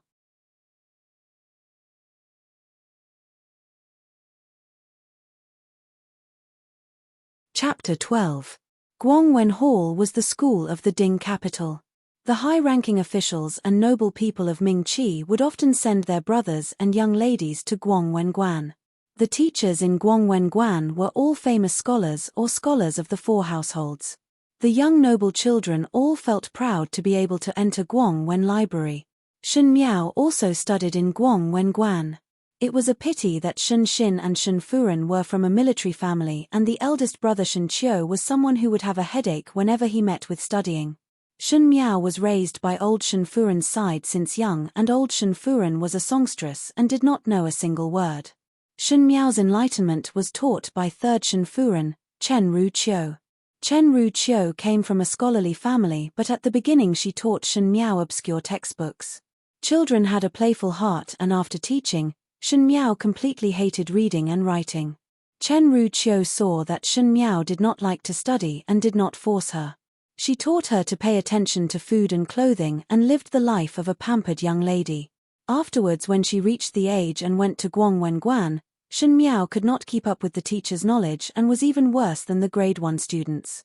Later on, she was at the bottom. In the end, Shen Miao did not like to study and became famous in the Ding capital for being ignorant and stupid. Among the 3 Di young ladies of the Shen family, Shen Yu was the most famous. She was proficient in the 4 arts of zither, chess, calligraphy, and painting. Even though Shen Qing was not as outstanding as Shen Yu, she still did a good job. Especially her embroidery skills were good, and she was also one of the best in mathematics. As a person who would marry into a family in the future and become the mistress of the family, the better her calculations were, the more she would be able to win the favor of her husband's family. Therefore, Shen Qing was able to obtain a reputation as a capable person. The more outstanding Shen Yu and Shen Qing were, the more Shen Miao appeared to be useless. She was even inferior to Shen Dongling, the daughter of the first branch. In the carriage, Jingzhe asked, "Young lady, why not travel with eldest young lady and second young lady?" On normal days, Shen Miao would always ride in the same carriage with Shen Qing and Shen Yu, as Shen Miao felt that it gave her courage to have her sisters accompanying her. As for Shen Yu and Shen Qing, it was most likely because they had a stupid younger sister to set them off, so they would naturally be more outstanding. But now, Shen Miao did not even want to feign civility. We don't live under the same roof to begin with, and the paths we take are completely different. How can we be in the same boat? Jingzhe stuck out her tongue and did not know why. She couldn't understand what her young lady was saying, but she felt that this was good. Shen Miao's temperament had always been too cowardly, and everything was controlled by the second and third household. Now that she had fallen into the water once, it seemed that she had her own ideas. This was how it should be. As the legitimate daughter of the first household, in terms of status, she would be lower than anyone else. How could she be like a maid? In another carriage, Shen Yu lifted the curtain and peeked behind before softly saying, "Eldest sister, fifth younger sister is following behind. She's deliberately throwing a tantrum." Shen Qing coldly snorted. In front of Shen Yu, she had never concealed her contempt for Shen Miao. "Let her be. Anyway, the one who will lose face in the end will not be me," Shen Yu said worriedly, but she had already caught a cold and moreover the matter with His Highness Prince Ding. "Shen Yu?" Shen Qing said, "How can I not know what you are thinking in your heart? Stop pretending to be a good person. If you really care about her, you can go sit in her carriage. There's no need to talk to me." Shen Yu bit her lips and lowered her head and did not speak anymore. After the carriage traveled for half an hour, they finally arrived at Guangwentang. The time was still early and the teachers had not started their lessons. Most of the second-level students had arrived and were sitting in the study hall talking. Shen Yu and Shen Qing had just arrived when there were female students warmly greeting them. In Guangwentang, Shen Yu was ranked first among the females. She was born beautiful and had a humble and gentle temperament, so naturally she was sought after by everyone. Even though Shen Qing was not as outstanding as Shen Yu, she was capable and smooth in handling matters, thus the circle of noble females liked her very much. A pink-clad young female said, "Yu Niang, why do I not see Shen Miao today?" Normally Shen Miao would follow beside Shen Yu and Shen Qing like a maid, so it was somewhat strange to not see her today. Afraid that she does not have the face to come. The young female who said this had a charming appearance, but her voice was a little loud and her face had a mocking expression, heard that she fell into the water after peeping at His Highness Prince Ding. Is it that she has not recovered from her cold or that she does not have the face to see others? Peilan, it is not like that. Shen Yu shook her head. You are just too protective of your younger sister. Yi Peilan said, that kind of stupid person is not like a young lady from your Shen family, yet you still protect her all the time. But she really opened one's eyes. Usually she looks timid and soft, but when she meets His Highness Prince Ding, she is so brave. If one did not know, one would think that she is a young lady from a small family with no upbringing. These words were somewhat heavy. When Shen Qing heard it, she smiled. Fifth younger sister is only temporarily mischievous. I think it is because General Shen and Shen Furen are not by her side to teach her. Another young female with a fallen horsebun said, due to lack of discipline, naturally she does not even know the etiquette and shame that a young lady should know. Cai Shen's words are not right. Shen Yu softly said, even though eldest Bofu and eldest Bofu are not in the Ding capital, but fifth younger sister was raised by Zumu's side. My mother and second Shen also taught her from time to time and did not neglect discipline. The unspoken meaning was that it was Shen Miao who was born without shame. Sure enough, when Shen Yu's words came out, Yi Peilan said, it is really strange. You are all brought up by the same family. Yu Niang, Qing Niang, you and Shen Miao are worlds apart. This is probably what teacher said, mud cannot hold up a wall. As she spoke, she started giggling. There was already a circle of noble females around and they all started laughing. Even some of the youths could not help but cast sidelong glances. In the next moment, one heard someone shouting, look, Shen Miao is here. Everyone looked towards the door with the mood of watching a good show.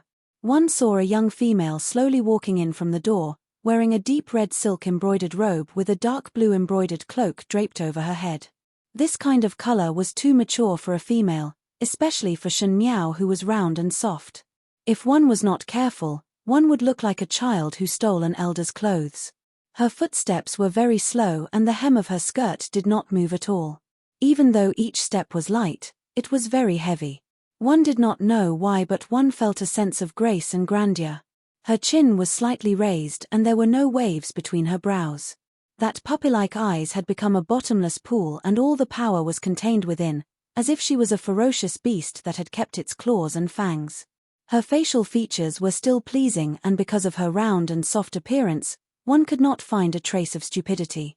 Because she had not grown up yet, with a dignified bearing, it was unexpectedly not out of place.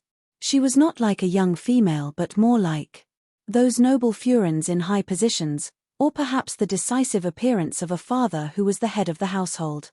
The hall gradually quietened down.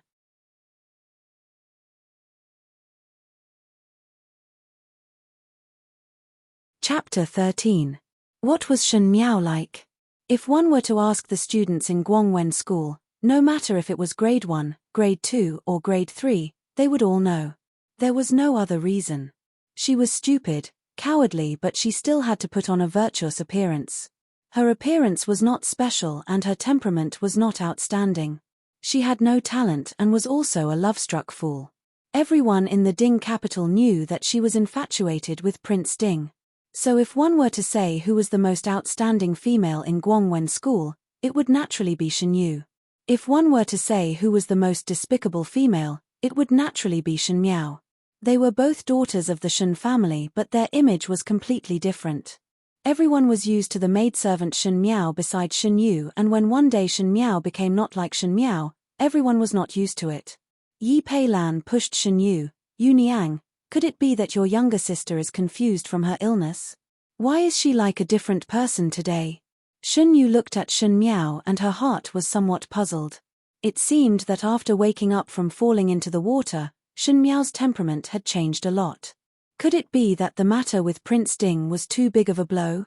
Just as she wanted to speak, her good friend Jiang Caishuan opened her mouth. "Shen Miao, I heard that you fell into the water. Why? Is your cold better now?" These words were said so openly and it was really embarrassing. If it was the usual Shen Miao, she would not know what to do and look at Shen Yu and ask Shen Yu to speak up for her. But today she only glanced at Jiang Caishuan and lightly said, "All right. Many thanks for the concern." Jiang Caishuan was surprised and everyone in the school was surprised. Perhaps it was because she did not expect that Shen Miao would be so lukewarm towards herself that Jiang Caishuan felt that Shen Miao's attitude was extremely irksome and immediately said, "Since your cold is better, the first thing to do is not to apologize to His Highness Prince Ding but to come to the school. Don't you feel that the cart is being put before the horse?" Shen Miao took a deep breath. The surrounding students, no matter if they were youths or young ladies, did not have the intention to speak up for her. She was originally a person who did not have any friends. And seeing Shen Miao make a fool of herself was probably the only pleasure of these aristocratic children in the school. Sweeping a glance at everyone who had different expressions, and then looking at Shen Qing's gloating eyes, Shen Miao was about to speak when she heard Shen Yu say, "His Highness Prince Ding is open-minded and would not blame fifth younger sister for such a small matter. For fifth younger sister to come to the academy, it is naturally because she is thirsty for knowledge and this is a good thing." "What is it?" The youth on the other side could not help but laugh.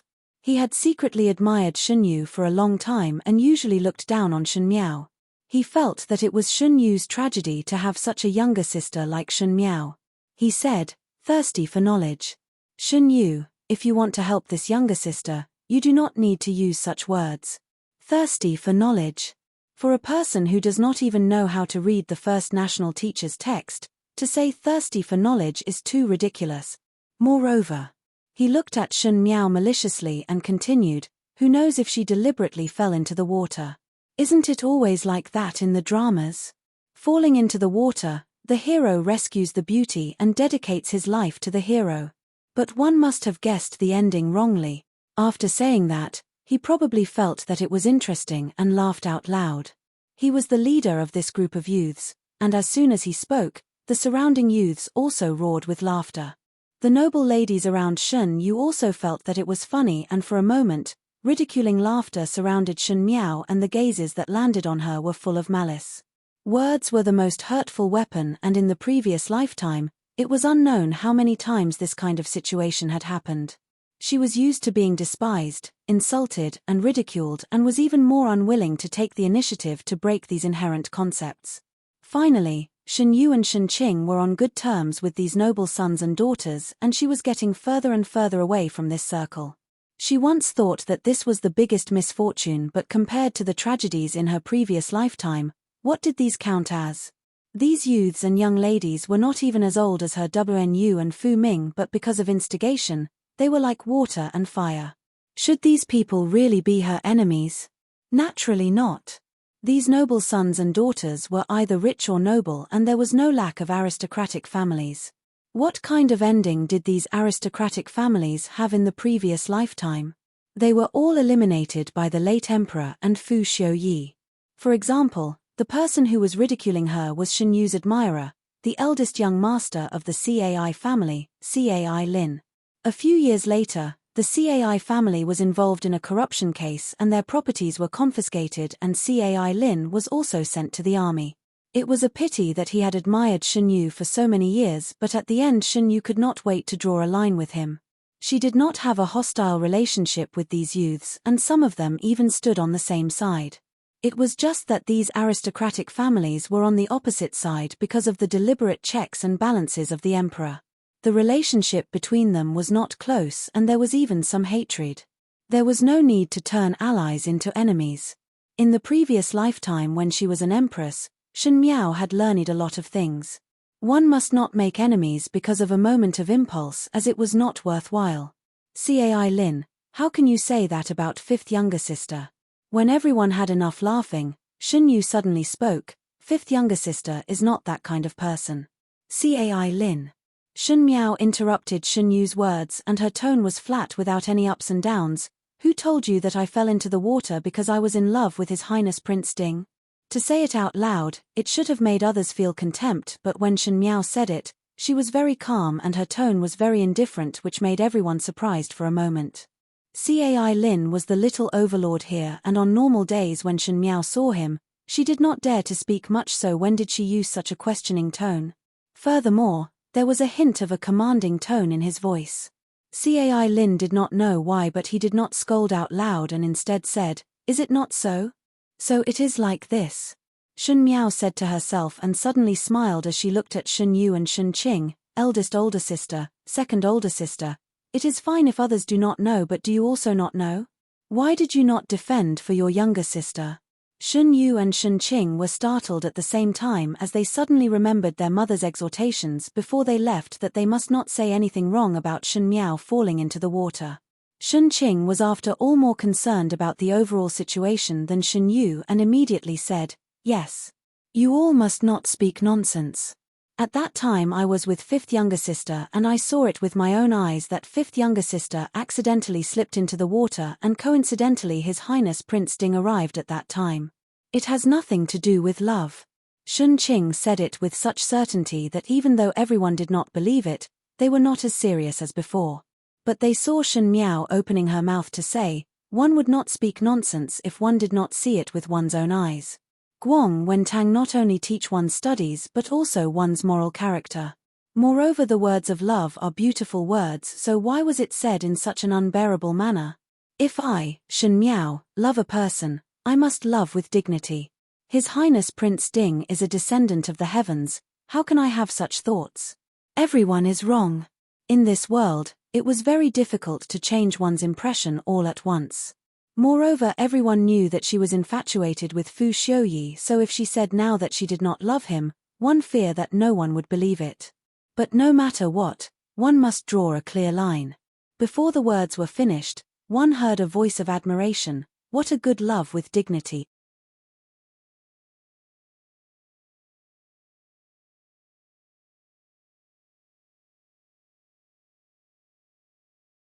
Chapter 14. A young man walked in from outside. He looked to be in his early 20s and wore a green robe. His facial features were upright, but his figure was slightly scholarly. He looked like a magnanimous gentleman. He walked in and praised, "You're right. There's dignity in the heart of love, and it's not meant to be a mockery. Even though Guang Wentang teaches homework, one's morals need to be trained diligently. All the students fell silent. Shen Miao stared at the youth. Pei Lang, Guang Wentang's calligraphy teacher, had both ability and integrity and was the only scholar in Guang Wentang who was able to enter the hall to teach even though he was only a scholar. Elementary scholar Pei was gentle and patient. Compared to the other strict teachers, he deserved more respect from the students. Even for someone like Shen Miao who would often drop to the end of the book, Pei Xiu Cai had never scolded her and would patiently explain it over and over again. If that was the case, this person was indeed a good teacher. His character and talent were one in a million, but unfortunately, Shen Miao knew of his other identity. He was the advisor that Fu Xiuyi relied on the most. After Fu Xiuyi ascended to the throne, he conferred him the title of state tutor. State preceptor Pei Lang was flushed with success. He was only below one person and above tens of thousands. As the imperial preceptor, he had indeed done a good job. Shen Miao thought that Pei Lang was an intelligent and upright person, but at the end when the crown prince was deposed, he did not say anything. Shen Miao and Pei Lang's personal relationship was considered not bad. Initially the suggestion of Shen Miao going to the Qin country as a hostage was raised by Pei Lang. Pei Lang said, "This is all for the sake of Ming Chi's rivers and mountains. If your ladyship's trip is able to solve His Majesty's urgent needs, in the future the rivers and mountains will be covered by your ladyship's good fortune and everyone in the world will be grateful to your ladyship's kindness."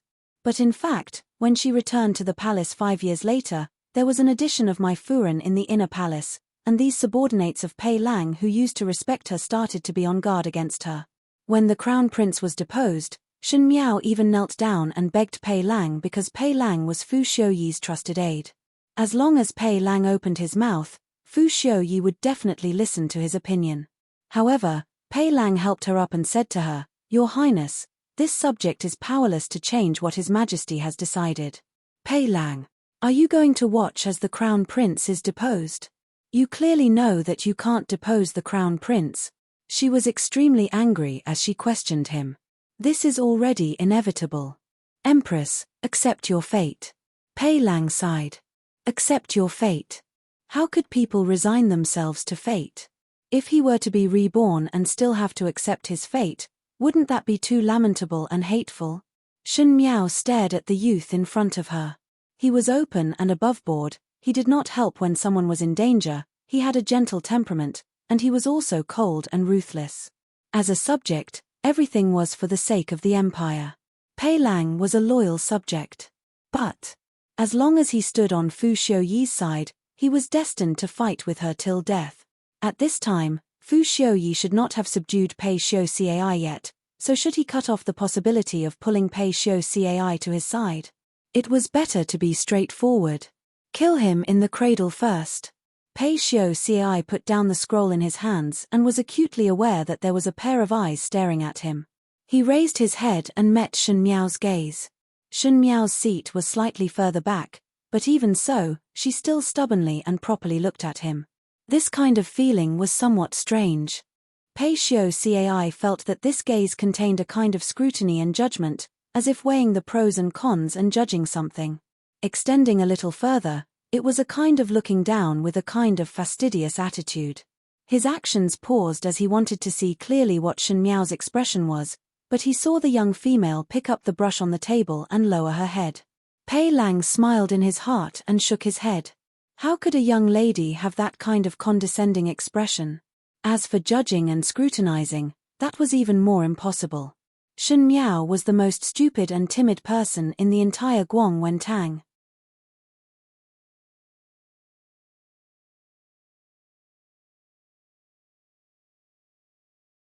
Chapter 15. He tidied up his things and started today's lesson. All the second-year students were somewhat drowsy. Calculation lessons were easy to make people feel bored, and no matter how wonderful Pei Xiu Cai's teaching was, they were all 14 or 15-year-old youths and it was the age where they were jumping around, so how would they be able to listen? In addition, it was a good autumn day and everyone was dozing off. If it was other teachers, they would have started to reprimand them, but Pei Lang was the most gentle person and never punished students. Thus in his class, everyone was the most daring. Other than Shun Qing, who was always first in calculation, listening attentively, the rest of the people were bored to death doing their own things. But today Shun Miao was different. She stared at Pei Xiu Cai without blinking and sat upright, as if she was listening very seriously. This was truly inconceivable. Since she hated studying the most, she was even less interested in mathematical calculations. It was already a miracle that she did not fall asleep, but she was actually listening attentively in class.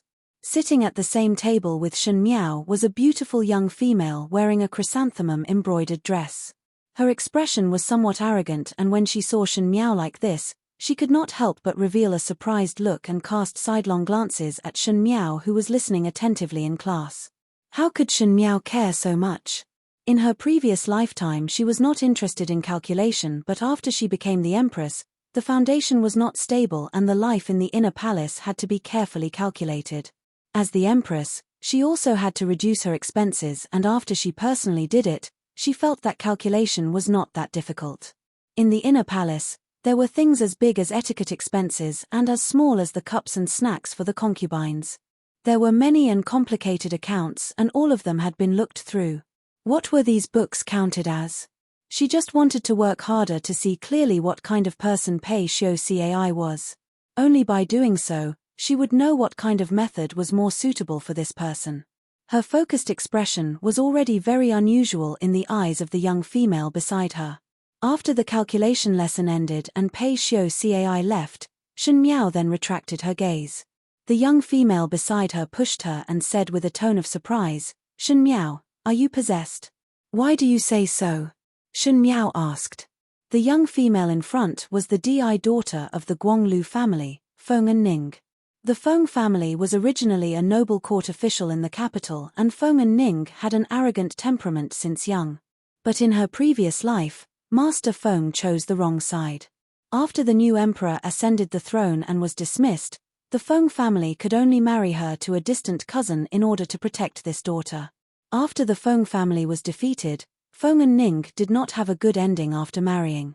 That Biao older brother also had a golden exterior but was rotten inside. Feng and Ning married into the family for less than a year and already had a son, but still scolded her as a burden left behind by the Feng family. Feng and Ning did not have a temper and immediately picked up a scissors and perished together with the mistress. Feng and Ning's everything in her mind in the past.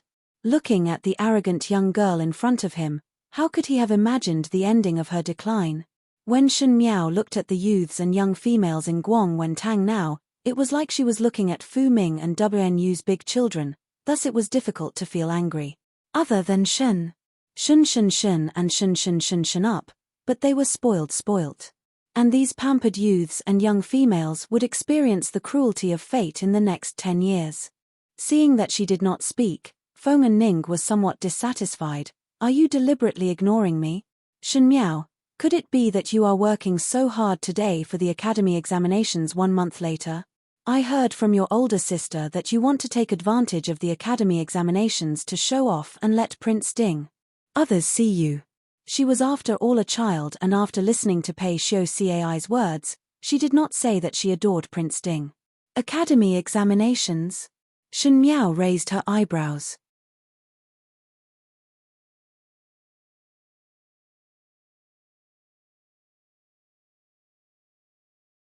Chapter 16. The Academy examinations of Guang Wentang was set in the 10th month of every year. The Academy examinations was a test for every student in the school, and the especially outstanding students would be able to enter the talent exhibition. The most important thing was that there would be many scholars and ministers watching, and even the princes would be watching at the side. If there were good students, perhaps one would be able to enter an official career. In short, to show one's talents to others, no matter what, it would be a matter of being in the limelight. Thus during the academy examinations every year, everyone would do their best to get a name. In the second level, Shun Yu's talents were the most flourishing, and she would be able to outshine others in the academy examinations every year. Even though Shun Qing was not as accomplished as Shun Yu in poetry, her calculations were among the best, and she would be able to get a ranking in this category. If one were to say that she did not achieve anything, then the one at the bottom would be Shun Miao. She did not know the 4 arts and she did not know anything about calculations or strategy. Every time she made a fool of herself during the academy examinations, not to mention the talent exhibition, it was difficult to even pass the test. In the previous lifetime, Shen Miao was most afraid of the academy examinations every year. It was just that when she saw Shen Yu and Shen Qing being proud of themselves on stage, her heart was envious. Now looking at it again, she felt that it was just the jealousy between children. She had seen all kinds of battles and really did not put the academy examinations in her eyes. She looked at Feng and Ning and said, "Academy examinations? I have never thought of fighting for a ranking. What is there to fight for being at the bottom?" Feng and Ning was slightly surprised. She did not think that Shen Miao would be so magnanimous as to say the truth. She carefully sized up Shen Miao and asked, "Could it be that you were really hurt that your temperament changed so much?" It was as if Shen Miao had changed into a different person overnight. She was plain, magnanimous, and had a kind of calmness that was not something that someone of her age should have. Because they were sitting at the same table, this kind of change in temperament was even more obvious. "Yes." Shen Miao smiled and did not say anything more. Perhaps it was because the youths of this age would instinctively feel respect or envy towards those who were more mature than them. Shen Miao's attitude actually made Feng and Ning's attitude towards her better. After the calculations were done, the students went to the garden outside of Guangwentang to rest and play. The girls were playing chess or discussing their newly written poems in the classroom when they heard the sound of a startled horse outside. "What's that sound?" Yi Peilan turned her head. "Let's go outside and take a look." Jiang Caishuan suggested and pulled Shen Yu up. "Let's go and see what the matter is." Shen Miao had no intention to join in the fun, but it was Feng and Ning who turned back after taking 2 steps and thought for a moment before grabbing Shen Miao's hands. "Let's go and watch together." Shen Miao was somewhat surprised. Feng and Ning had always looked down on her, not to mention such intimate actions. She was still scratching her head but was already dragged out of the classroom by Feng and Ning. Outside, there were already many students gathered at the entrance after hearing the commotion. But when they saw Feng and Ning pulling Shen Miao over, they cast a surprised look over. Shen Yu's eyes flashed slightly but she did not make a sound. It was Shen Qing who snorted coldly when she saw this. Ever since she knew that Shen Miao was also in love with Prince Ding, she did not even bother to pretend to be polite on the surface. But that was not what was surprising. Cai Lin had just squeezed out from the crowd when he saw the person outside. He cried out in surprise, "Thank you, young Marquis." "Young Marquis Xie?" Shen Miao looked out. Outside the vermilion door of Guangwentang, there was a date-red steed. The horse's fur was smooth and one look and one could tell that it was a precious horse that was hard to find. The horse proudly kicked its front hooves and its elegant figure attracted everyone's attention. But after all, it was not as dazzling as the person on the horse. The youth sat on the horse's back and was wearing a black embroidered cloud-embroidered robe with a dark purple mink cloak. His right hand was lazily playing with the horsewhip in his hand. He had sharp eyebrows and extremely handsome facial features. The corner of his mouth was slightly hooked up and there was a smile, yet not a smile, in his eyes, but it was very cold. There was a young lady in the crowd who blushed and did not care where they were and boldly folded the handkerchief into a silk flower and threw it towards the youth's arms. Ming Qi had always been open-minded, especially towards the rules of the youths. They were very tolerant. The silk flower fell into the youth's arms and the youth stretched out his hand to take it and his lips hooked up into a smile. The young lady who threw the silk flower immediately touched her chest and her face was flushed red, as if she was infatuated. In the next moment, the youth's mischievous smile disappeared in a flash. The silk flower fluttered and fell to the ground and landed under the red horse's hooves, where it was crushed into a ball. He lazily sat up straight. He was born with a strong sense of aggression, but because of his handsome face, that attractiveness was magnified incisively and vividly. He was born with an existence that one could not move away from. "Really a cold and vile person," Yi Peilan muttered. "It is the little Marquis of the Xie family." Shen Miao raised her eyebrows. The little Marquis of the Xie family, Xie Jingxing. The current aristocratic families of Ming Qi were more or less meritorious since the founding of the country when they accompanied the late emperor to conquer the country. After passing through generation after generation, some aristocratic families were only left with the name and were empty inside. Some aristocratic families were more prosperous and had a bright and beautiful life. There were civil officials like the Feng family and also military officials like the Shen family. If one were to say that the Shen family was a military family for several generations, they had honestly led the troops to war and were recognized as honest people.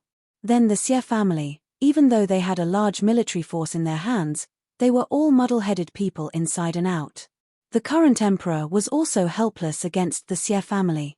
Most likely there were a few rebellious bones in the Xie family's bones. The things that they did were all shameful things, for example ignoring the orders from the capital that was thousands of miles away to retreat and insisted on pursuing the victorious attack. At the end, they even glorified it by saying, when the general is outside, the military orders can be accepted and not accepted. But the heavenly family could not do anything to the Xie family because the Xie family was invincible. The Shun and Xie family had an antagonistic relationship and there was the deliberate estrangement and provocation by the late emperor to make mutual checks and balances to stabilize the court. Shun Xin and Marquis Xie's political views had never been in harmony. Shun Xin could not bear to see Xie Ding's radical and treacherous ways on the battlefield and his unorthodox methods. Xie Ding could not bear to see Shun Xin reading military books when fighting a war as he was conservative and inflexible. Other than quarreling in court, the two families did not have any contact and the late emperor was obviously happy to see this. After Xie Ding's wife passed away, Xie Ding did not marry a stepwife.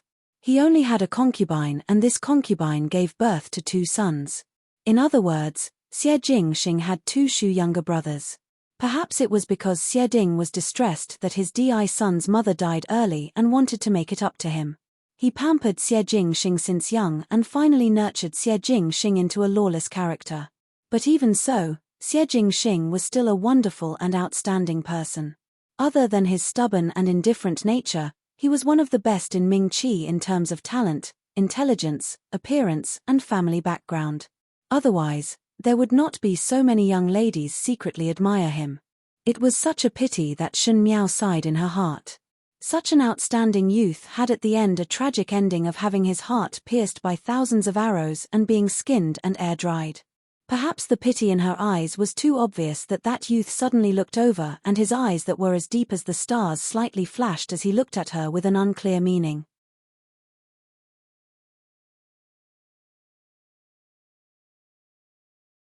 Chapter 17. Shen Miao lowered her head and put on an embarrassed look.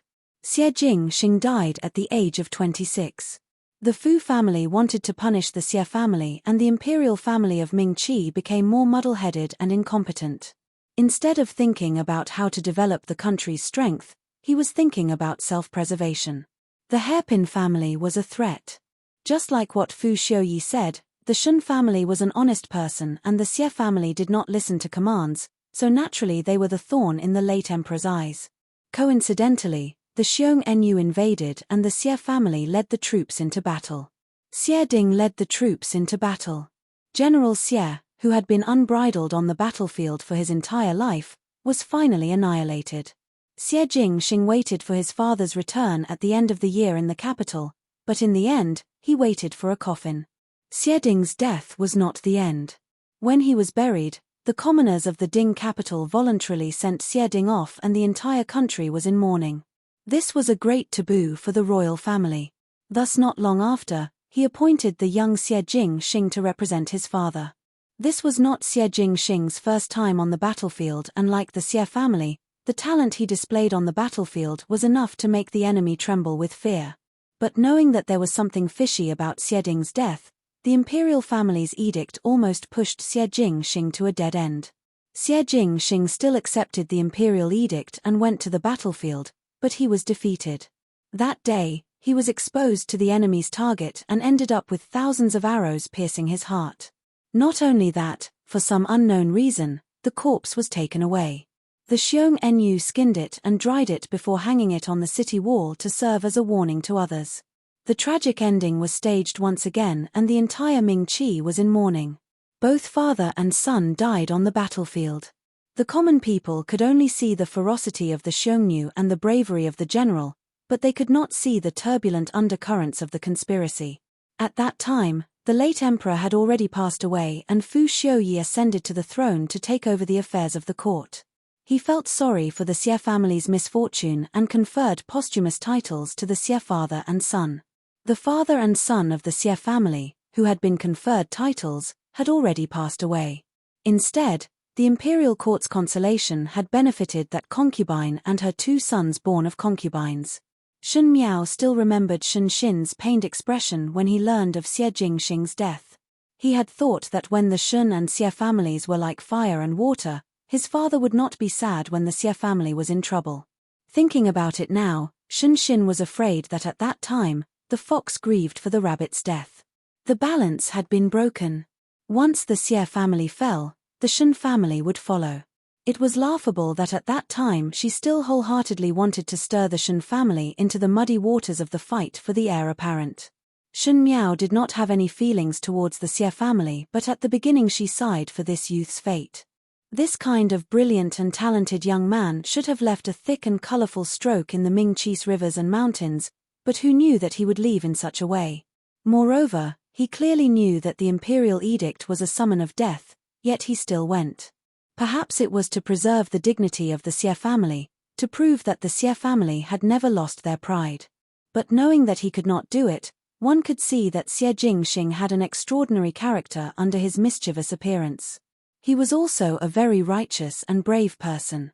As Shen Miao was thinking like this, she saw Cai Lin squeezing out from the crowd and handed a small cloth bag to Xie Jingxing and respectfully said, "Little Marquis, this is the only copy of the medical book that you instructed me to find." For a little tyrant to be so respectful towards others, it really made people's jaws drop. But thinking about it, was it not so? Compared to Cai Lin, Xie Jingxing was a big tyrant in the Ding capital. The Xie family was the tyrant among the tyrants. Thinking about it this way, one felt that Cai Lin's attitude towards Xie Jingxing was understandable. Feng and Ning quietly whispered to Shen Miao, "How do you think little Marquis is compared to His Highness Prince Ding?" Shen Miao choked for a moment. She was not used to Feng and Ning suddenly being so close to her. She said seriously, "Little Marquis Xie is better." From her point of view, how could a black-hearted villain like Fu Xiuyi be compared with a youth like Xie Jingxing? In the beginning, when WNU and Fu Ming were reading the official history of Ming Qi, when they read about the Xie family, they secretly told her that they felt that Xie Jingxing was a good man of indomitable spirit and it was a pity that he died. A youth that even one's own children praised was definitely a good one. Feng and Ning was somewhat surprised and said after a long while, "It seems that you are really sad." Shen Miao was too lazy to explain to her. She saw Xie Jingxing, who was on the horse, took the bundle and tied it to the saddle. He glanced at Cai Lin and did not say anything before confidently whipping his whip and left. The billowing dust that the horse stirred up was unable to cover the charm of the youth on the horse. It was as if the rising sun in the sky was naturally dazzling. Cai Lin was somewhat disappointed and the surrounding young females could not hide their disappointment. Most likely they were hoping that Xie Jingxing could stay longer. What was strange was that Xie Jingxing was the only one who was famous among the young females, yet the youths were not jealous of him. Perhaps it was because his style of doing things was different from others and it was really enviable. Shen Miao covered up the deep thoughts in her eyes. If the Xie family was toppled, the Shen family would also usher in a monstrous disaster. Since the two families had a relationship of interdependence, could it be eased a little? If that person from the Tian family wanted to take action, perhaps they would have to consider if they had the ability. Save the Xie family and save Xie Jingxing. As long as it was like this, it would increase the Shen family's bargaining chips. The Shen family was honest and kind while the Xie family was domineering. The imperial family would first deal with the Xie family and perhaps she could make a deal with the Xie family. Xie Jingxing rode all the way and finally reined in his horse in front of a tavern.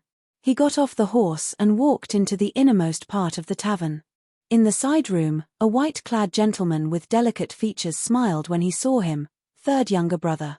"Take it." Xie Jingxing threw the bag in his hands over, "Do not look for me for such matters in the future." If it was not because Jiao Yang had asked him to find the only book on medical skills, He would not have gone to look for Cai Lin and would not be like a fool in Guang when Tang for people to watch. Thinking of that silk flower, he felt some disgust as he patted his clothes. Jiao Yang knew that this junior brother of his had always been misophobic, so he smiled slightly and joked, "With your temperament, you should move around more. Those students' age are similar to you, so you should learn to be lively like them." He paused and a mischievous smile floated on his face. "Perhaps there are cute young ladies. You are just at the right age. What is the matter with being alone all day?" Xie Jingxing was already used to his senior brother's serious appearance but boring character. He turned his head slightly impatiently, but his mind was thinking about the pair of eyes that he just saw. The eyes that were as clear as a cub contained deep sorrow and helplessness. That kind of expression made him startled for a moment before the owner of that pair of eyes lowered her head as if she was shy. But what kind of person was Xie Jingxing? When he was young, he had followed his father to travel extensively and fought in wars and killed people, thus he had developed a pair of fiery golden eyes. That girl most likely wanted to pretend to be in love with him, but unfortunately she did not know that her own pair of eyes were as deep as a pool of stagnant water without a single ripple. It was really interesting.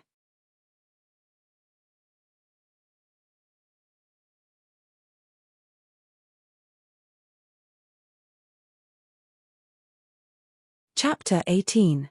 When Shun Miao left the academy and returned to the Shun residence, it was already late. Shun Yu and Shun Qing still did not go with her, and Shun Miao was too lazy to bother with them. Old Shun Furen had already rested, so she went back to the western courtyard. Just as she reached the western courtyard, she heard a warm voice, "Young lady has finally returned." This old servant heard that young lady fell into the water and was very worried. "Now that young lady is well, the stone in my heart is finally put down." Turning her head, she saw a middle-aged woman walking over. This woman was about 40 over years of age and was slightly plump, had a slightly dark complexion and was wearing a green-colored jacket. Even though the style was ordinary, the material was not bad. There was a heavy silver bracelet on her wrist and her eyes were full of smiles. "Gui Momo," Shun Miao lightly replied. That woman did not seem to feel that there was anything wrong with her and kept on saying, "This old servant wanted to come over earlier but Rana had not recovered and kept tossing and turning. There was really no other way and could only throw Rana to his mother and return to the residence first. Only after seeing that young lady as well, would one be at ease." These words were said to be tactful as Shun Miao was more important than her own grandson in her heart. If it was in the past, Shun Miao would be greatly moved after hearing these words and then say some comforting words and give some money to Gui Momo to let her return to treat her grandson. But in another lifetime, looking at this woman in front of her, Shun Miao almost wanted to laugh at herself in her heart. How could she be so blind to think that such a person was a loyal servant? Not long after Shun Furen gave birth to Shun Miao, Shun Xin brought the order to go to war. Shun Miao was still young and could not travel, so Shun Furen could only bear the pain and leave her in the Shun residence. Old Shun Furen hired a wet nurse for her, and that was the current Gui Momo. Gui Momo was born in a farmer's residence, and at the beginning Shun Furen saw that she was diligent and honest. Afterwards, seeing that Gui Momo was able to nurse Shun Miao well, she was assured to stay by Shun Miao's side as an etiquette instructor. But in this world, people would change. The western courtyard in the Shun residence was sparsely populated and the ones in charge were the two households of the eastern courtyard and old Shun Furen. Gui Momo initially honestly took care of Shun Miao, but the more time passed, the clearer the situation was, and without hesitation, she sought refuge with old Shun Furen in the eastern courtyard. Gui Momo had a flattering character, and initially when she was determined to marry Fu Xiuyi, Gui Momo also fanned the flames. But the most hateful thing was that when old Shun Furen brought her distant niece to seek refuge in the Shun family, that niece's innocence was taken by eldest brother, Shun Qiu, and insisted on eldest brother's responsibility. At the end she became her sister-in-law and made eldest brother's inner courtyard into a foul atmosphere. Gui Momo was the witness that the niece was humiliated by Shun Qiu. Now that he thought about it, it was really a lame show. Once unfaithful, 100 times unfaithful. Moreover, for a person like Gui Momo who had been disloyal for 100 times, she naturally had to clean her up properly. It was better to kill a dog that ran out like this than to keep it. Gui Momo waited for a long time and did not hear any reward from Shen Miao, thus the loving expression that she maintained on her face became stiff for a moment. She could not help but raise her head to look at Shen Miao but saw Shen Miao looking at her indifferently without any special emotions.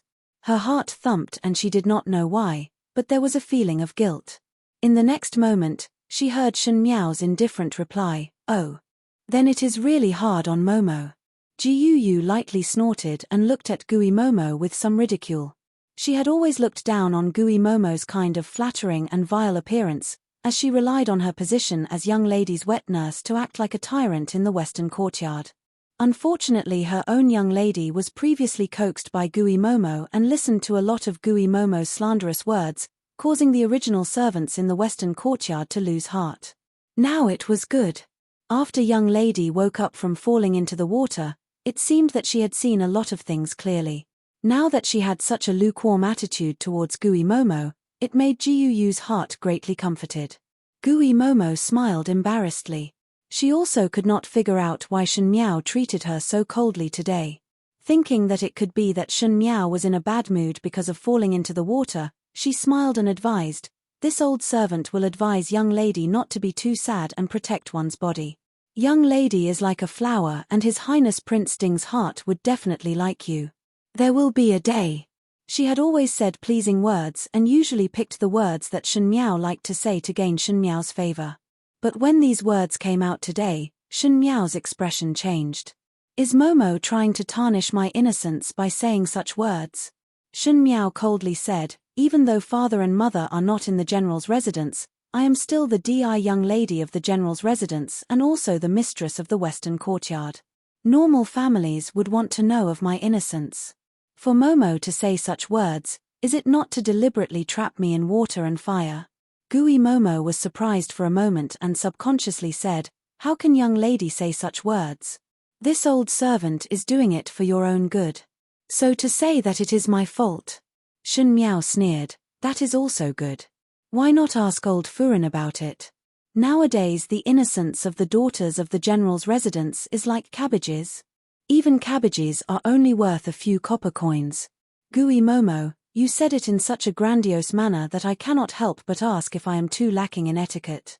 Perhaps she did not expect that Shen Miao would suddenly change the momentum. Even if she was in a bad mood, she should not take it out on herself. Gui Momo was used to being domineering in the Western courtyard and usually Shen Miao was manipulated by her very well. But today she was humiliated in front of Jiu and Jingzhe, so she was somewhat angry in her heart and could not help but say, "Young lady's words are really disrespectful to this old servant. This old servant has followed by young lady's side for more than 10 years. How can young lady think that this old servant is deliberately harming others? Presumptuous." Jingzhe said loudly, "Young lady is the mistress." Gui Momo, how dare you speak to young lady like this? Gui Momo was shocked and was also annoyed at herself for being agitated just now. But words that were said were like water that was spilled, and there were many servants surrounding them to watch the show. She only thought that Shen Miao was a young lady that was easily coaxed and quickly softened her voice. "Young lady, this old servant is really distressed for young lady. This old servant had followed young lady for so many years and had long treated young lady as my own child. Just now it was this old servant's words that were wrong. Young lady must not be angry and be careful not to harm your health. Treated her as her own child." Shen Miao sneered in her heart. She felt that Gui Momo was a wonderful person. Normally she would receive a lot of money from her, but she treated the Eastern courtyard as the proper mistress. At the end she caused her eldest brother to suffer such a big loss. If it was in her previous lifetime, she would have long sent out an imperial decree to be beaten to death and thrown out if she met such a wicked servant in the inner palace. But now, since Gui Momo sincerely wanted to rely on the Eastern courtyard, then how about borrowing her hands to let the Eastern courtyard suffer a loss? She raised her eyebrows and said in a light tone, "Since Gui Momo knows her mistake, then the fine is only 3 months' salary." Gui Momo's expression stiffened and Shen Miao's lips raised. What should Gui Momo do without money? Naturally it was to go to the Eastern courtyard to express her loyalty.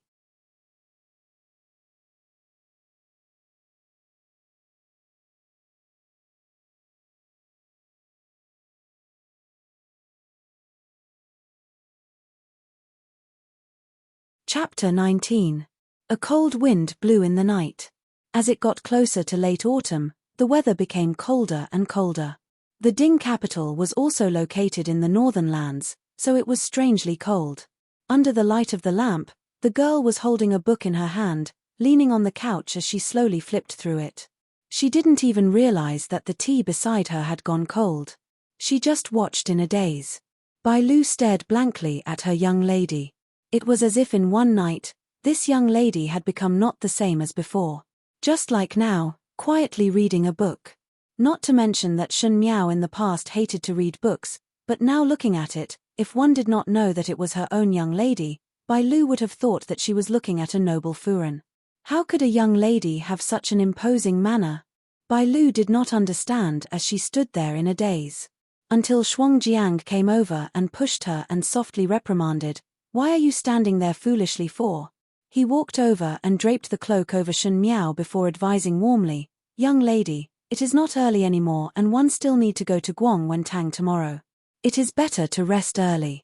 Shun Miao shook her head. "Go and rest first. I'll watch for a while more." How could there be the logic of the maids resting first when the mistress did not sleep?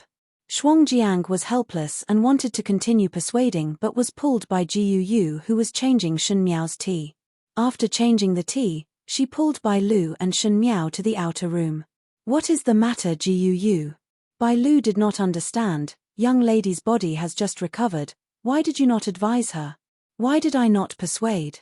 "Jiu had a headache. It is just that how would young lady listen to my words now? You've been reading all day. I guess it's teacher's homework. Miss, you've made up your mind to read it. What can I do?" She glanced worriedly at the inner room. In the past, when she was a coward, she always needed someone to make decisions for her. Now, he was no longer a coward, but he was the one who made the decision, and no one dared to object. Serving in close proximity, Jiu could feel that every time Shun Miao gave an order, no one dared to refuse. Even though he spoke in such an indifferent tone, he exuded a majestic aura. It seemed that even Master's anger was not this scary. Jiu sighed. In the room, Shun Miao was still reading. She looked at it seriously, not missing a single detail. If one looked carefully, one would discover that she was holding the official history of Ming Qi in her hands. Since the founding of the country till now, all the major events that happened in Ming Qi, how would she know what would happen in the next few decades and was prepared to find some ways to prevent the tragedy from happening? Before that, she had to find the source of the current situation of these families. The emperor's order to eradicate these aristocratic families was nearing. Shun Miao remembered clearly that if there were no accidents, there would be a catastrophe next month. The enemy of an enemy is a friend. If these aristocratic families arrived, it would soon be the Shun family's turn. Before Shun Xin returned, the Shun residents could only be supported by her alone, and she also had to guard against those jackals and wolves in the eastern courtyard. Shun Miao's expectations were not wrong. That night, Gui Momo entered Rong Jing Tang. She came over to deliver the local specialties that she brought back to the manor but was having a chat with Zhong Mema, who was by old Shun Furen's side. Her words were all about Shun Miao's increasingly rebellious actions and how she would vent her anger at every turn. How would Zhong Mema not know her thoughts? After a few words that were neither salty nor light, Gui Momo let Zhong Mema put in a few good words in front of old Shun Furen before leaving. Just as she walked out of Rong Jing Tang's courtyard, she saw Ren Wn Yun's maid, Xiong Lan, walking over and smiled when she saw her. "Gui Momo, I was just about to look for you." "Oh." Gui Momo narrowed her eyes, and when she saw Xiong Lan, she also smiled. "What matter is young lady Xiong Lan looking for me for?" "Nothing much." Xiong Lan came over and pulled Gui Momo's arm. "It is that our Furen heard that you know of a place that sells lipstick and the lipstick is especially good, so she wanted to ask you where is the place that sells lipstick." These words were obviously an excuse. At that time Ren Wn Yun wanted to look for Gui Momo to talk about some private matters. Gui Momo was well aware of it and followed along with Xiong Lan. "What is this matter?" "Since Furen wants to hear, I will tell Furen about that place." Speaking of that lipstick, many young ladies and Furens of official families love to use it. When Xiong Lan reached Cai Yun Yuan, the maids outside had already been sent away. Ren Wn Yoon was sitting on the couch. Second Shen Master was still socializing outside and had not returned, so she was casually doing needlework at the side. Most likely he was embroidering a pouch, but she was eating a plate of grapes at the side while she was embroidering. This was a rare item, as in this weather, one would not be able to find grapes in the Ding capital. Only Second Shen Master had the ability to ask for a basket of grapes and gave it to the females in his courtyard to eat. Gui Momo secretly spat in her heart. Even though on the surface it looked like the second household of the Shen family did not treat the first household badly, but the food that Shen Miao used looked fresh on the surface, but it was like those upstart things that could not be seen in public. Speaking about the food, Shen Miao did not have the treatment of grapes. She was still thinking in her heart when Ren Wn Yoon finally put down the needlework in her hands and spoke, "Gui Momo." Gui Momo quickly recovered to her senses and responded, "Furin, this old servant is here." Ren Wn Yoon was already a 40-year-old person, and even though she maintained herself well, there were still some fine lines at the corner of her eyes. She was just sitting there wearing the best tailored clothes, and every move she made was the style of a furin of the household. Even when she was smiling, there was a dignified look. She said, "Heard that you have returned.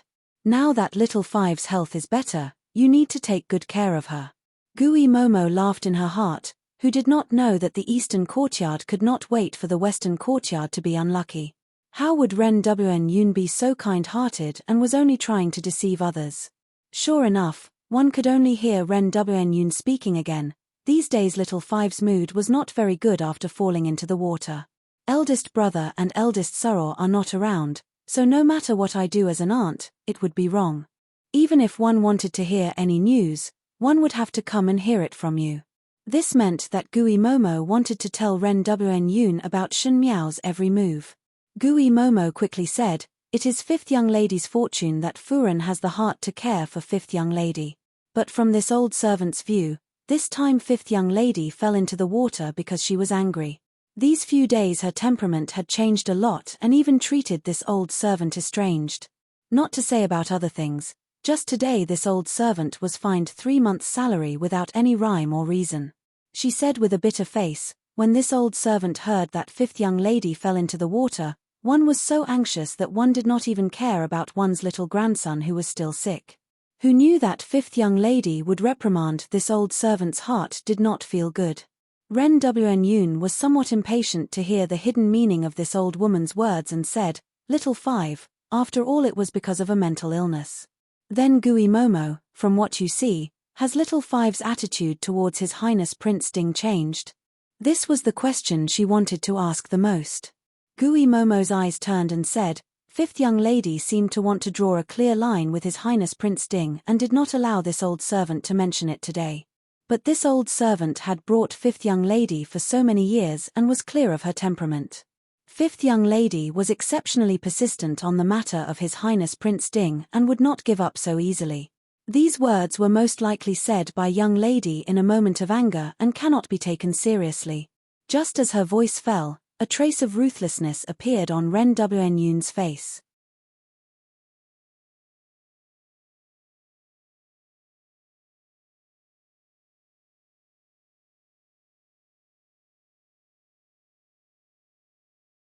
Chapter 20. After Gui Momo left, Shen Qing walked out from behind the screen. She climbed to Ren Wn Yoon's side and snuggled up to her mother. Her tone was filled with unconcealable anger. "Mother, Shen Miao is not willing to give up His Highness Prince Ding. What should I do?" In the 3 households of the Shen family, the first household had the highest official position. If Shen Miao begged Shen Xin to bestow a marriage, it was very possible. But she also loved Prince Ding, and if Shen Miao succeeded, what would she count as? His Highness Prince Ding was such a handsome person, how could he be occupied by Shen Miao, that stupid and ignorant person? Every time she thought about it, Shen Qing would be 100 times unwilling. "Do not worry. In this Shen residence, no one can be bigger than you." Ren Wn Yoon said, "Shen Miao is stupid and there is nothing to fear. Mother naturally has ways to prevent her from marrying His Highness Prince Ding, but it is you." She sighed, "There is no harm in looking at the people in Qiu Shui Yuan seriously. Do you think that second girl is a good person?" You have such thoughts, but it is not possible that second girl does not have such thoughts. Shinyu. Shunqing frowned. She also loves His Highness Prince Ding? How is it possible? Shunqing said, moreover, if she really likes His Highness Prince Ding, third Shu cannot be compared to eldest Shu and cannot speak. It seems that no matter how one looks, there is nothing to fear. You. Ren Wn Yun rebuked Shunqing's forehead. How can I be assured? Your third Shun is a powerful person. At that time your third Shu. Seemingly realizing that these words should not be said in front of the child, Ren Wn Yun suddenly shut her mouth. She only said, in short, fifth girl, do not take it to heart. Mother naturally has a way. Thanking mother. Shunqing said sweetly. Both mother and daughter laughed together. In Qiu Shui Yuan, Chen Ru Qiu was sitting at the table writing. She was a female from a scholarly family and had unlimited talent. Even though she was already a wife, she still liked to write and read books. Chen Ru Qiu stood behind her in a yellow satin long dress. Her figure was delicate and slender, just like a little Chen Ru Qiu. Mother, why did you say that to Gui Momo just now? After a long time, she could not help but ask. Gui Momo came over once but unexpectedly. Not only did Chen Ru Qiu not let Gui Momo stop Shen Miao from falling in love with His Highness Prince Ding, but let Gui Momo persuade Shen Miao that His Highness Prince Ding was a good choice. Isn't this making her make up her mind to marry His Highness Prince Ding? Shun Yu somewhat complained. Chen Ru Qiu put down the brush in her hands and sighed softly. She pulled Shun Yu's hand to sit in front of the couch and said warmly, Yua, didn't mother tell you before that no matter what you do, especially in this inner courtyard, one must take a roundabout way to do it. In this way, no matter what happens in the future, no one will be able to control you. Shun Yu shook her head. Mother, I do not understand. Chen Ru Qiu smiled. Her daughter was gentle, talented, and not stupid, but she was still too young. Perhaps it was because Third Master Shen loved her too much that she did not know the dangers in the inner courtyard. When she was in the minister's mansion, she had a bunch of elder sisters, concubines, and concubines. None of them were easy to deal with. So after she got married, she held Third Master Shen firmly in the palm of her hands. It was just that she was unable to give birth to a son, and that was the most regretful thing. No matter how much Third Master Shen loved her, without a son, there would be no leverage. Sooner or later, Third Master Shen would make his concubines cut off the broth of no offspring. At that time, what kind of scene would it be? So this daughter, she had to educate her well. Yua, what do you think of Shen Wu? She asked softly. Shen Yu thought about it and replied, not good at writing, chess, calligraphy and painting, timid and stupid and not good with words. If it was not for eldest Bo's name, one fear that no one would give her any face. Even a Shu daughter would seem to have a better bearing than her. If someone were to hear it, they would be shocked. These words that belittled Shen Miao to be worthless actually came from the mouth of this gentle Tang older sister. One had to know that Shen Miao's best friend was Shen Yu. Perhaps it was like this in the past. Chen Ru Qiu shook her head, but after falling into the water, I see that Shen Wu has changed a lot. Why does mother say so? Shen Yu was puzzled. Chen Ru Qiu also did not know why she had such a feeling. Perhaps it could be said that a little girl had suffered a blow and spoke in a fit of pique, but Chen Ru Qiu had seen a lot of people and compared to her own astute second Sao, she could see people more clearly. Shen Miao had become smarter. Her conversation with old Furen in Rongjing Tang and the way she behaved were completely different from before. Could it be that Prince Ding's matter had given her such a blow, or was there an expert by her side to guide her? No matter what, one must not take it lightly. Perhaps she had suffered a blow from Prince Ding. But Yua, mother had told you before that intelligent females do not deal with females but deal with males. Chen Ru Qiu's voice was soft as if she was singing. Since you also like His Highness Prince Ding, why put all your eyes on Shen Miao? No matter how powerful your eldest beau is, there is no such thing as a man in the world that would love a stupid and ignorant female. His Highness Prince Ding is a noble prince, and if he were to marry such an unbearable female, wouldn't he be the joke of the world? But Shen Yu was somewhat wronged. Listen to mother's words. Not only do you not alienate Shen Wu because of this, you must also be friends with her like before. You must be more diligent and let everyone see your talent and beauty. The more outstanding you are, the more stupid she would appear. Chen Ruqiu smiled as if she was gossiping, but the words that she said were sharp. I let Gui Momo persuade her to continue to love Prince Ding. For such a stupid female to fall in love with him, it would show that she is a joke that does not know about herself. His Highness Prince Ding would only hate her more. Like this. Shun Yu seemed to understand a little. Chen Ruqiu touched her head. You are a smart child and should understand mother's meaning. So to persuade her to continue to love Prince Ding and make a fool of herself in front of Prince Ding. Only in this way would His Highness Prince Ding notice the more outstanding you. Even if the entire world wants His Highness Prince Ding to marry Shen Wu, if you are able to let the person in His Highness Prince Ding's heart be you, then you will win. Mother. To say it out loud like that, Shen Yu shyly buried her head in Chen Ruqiu's embrace. I understand. Chen Ruqiu smiled. In the beginning, there were many obstructions in her marriage with Third Master Shen. At that time Third Master Shen was considered a young talent and many matchmakers came to discuss the marriage. Why did he choose her? It was only because there was a chance encounter in the temple and she happened to be wearing a white brocade dress playing the zither under a tree and was heard by Third Master Shen. Third Master Shen was shocked by her and when he returned, he insisted on marrying her as his wife. Third Master Shen loved listening to the zither and his favorite color was white. Look. So many females were fighting and she was the final winner. It was only because she knew from the beginning that she was dealing with a man. So what if there were 3 daughters of the Shen family? Only her Yue could deal with His Highness Prince Ding.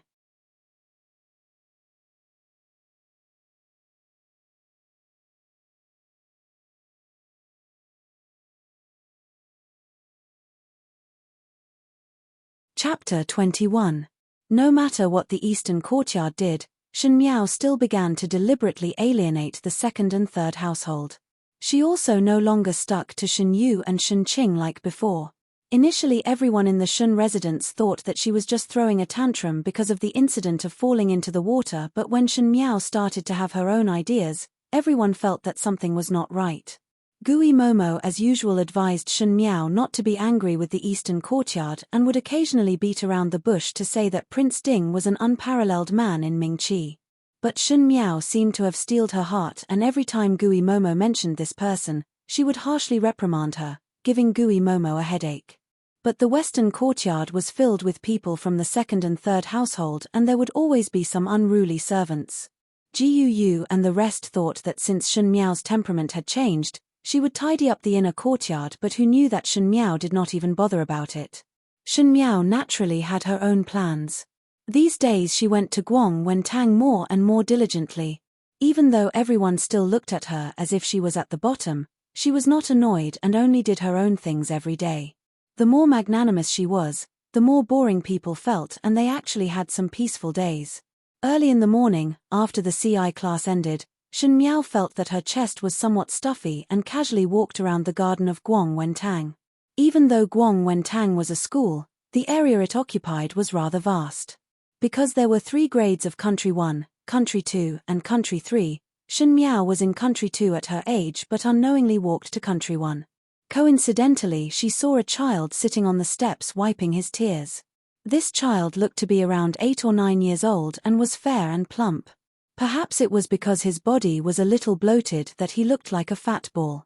He was wearing a dark blue silver-colored gown, small cloth boots and a round collar around his neck. He was like a doll that walked out of a New Year painting. Shen Miao was slightly startled before walking over and softly said, "Why are you crying?" That child did not expect that someone would suddenly come and was so shocked that he fell down the steps with a plop. He did not cry but sat up and stared blankly at Shen Miao. He was fair and plump with a pair of bright and piercing eyes. There was a small knot on his head and there were still tear stains on his face, making him look charmingly naive. Shen Miao could not help but laugh out loud. The child called out "Big Sister" in a childish voice. Shen Miao's heart was about to melt because of this child. In her past lifetime, she gave birth to Wu and Fu Ming, but before Wu and Fu Ming were 5 years old, she was a hostage in the Qin country. By the time they returned, the 2 children had already learned to obediently call her mother Empress. Shen Miao herself did not know what her two children were like before they were 5 years old. Although the child in front of her was 8 or 9 years old, he looked like he did not know much about the world, which made her think of WNU and Fu Ming. Shen Miao slightly squatted down and touched his head. "Why are you crying?" "Mister asked me a question.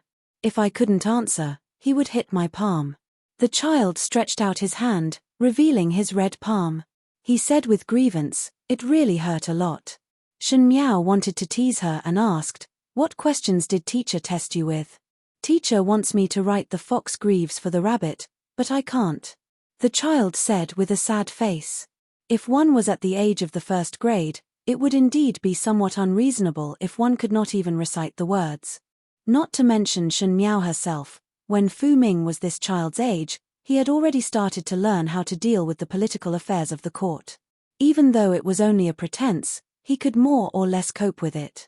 Even though the youths of the imperial family matured early, the children who came to Guang when Tang to study were also the children of nobles and should not be enlightened so late. That child felt that he did not complain enough and continued to whine. "If father knew about it when I return, he would definitely scold me harshly. What meaning is there for me to live? It would be better to just bang my head and die." Shen Miao was shocked by the child's sorrowful tone and felt both angry and funny at the same time. Thinking which family this living treasure came from, she did not know from where he learned such dramatic words. She asked, "Which family's child are you from?" That child looked at Shen Miao. Shen Miao was currently only 14 years old, and in addition to her childlike appearance, she did not seem to be much older than this child. But one did not know why she had an indescribable temperament, as if she had seen great storms and waves, which could calm one's heart. Even this child could not help but quieten down when he heard that and said out his origins word by word. "I am the second young master of the Count of Pingnan's family in the capital, Su Ming Lang. My father is the Count of Pingnan, Su Yu, and my eldest brother is the heir of the Count of Pingnan, Su Ming Feng." It was like pouring beans out of a bamboo tube. He clearly stated out his background. Shen Miao was surprised for a moment. Su family? Count of Pingnan? No matter if it was in the past lifetime or this lifetime, the Su family and the Shen family did not have any relation. This was because they had conflicting political views in the court. The relationship between the Su family and the Xie family was not bad.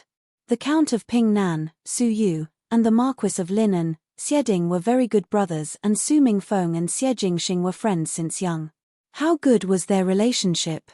At the beginning, when Su Mingfeng died, only Xie Jingxing dared to collect his corpse. Yes, Su Mingfeng died. Or it could be said that the entire Su family perished. The late emperor found out the evidence of the Su family's embezzlement and private sale of soldiers and horses.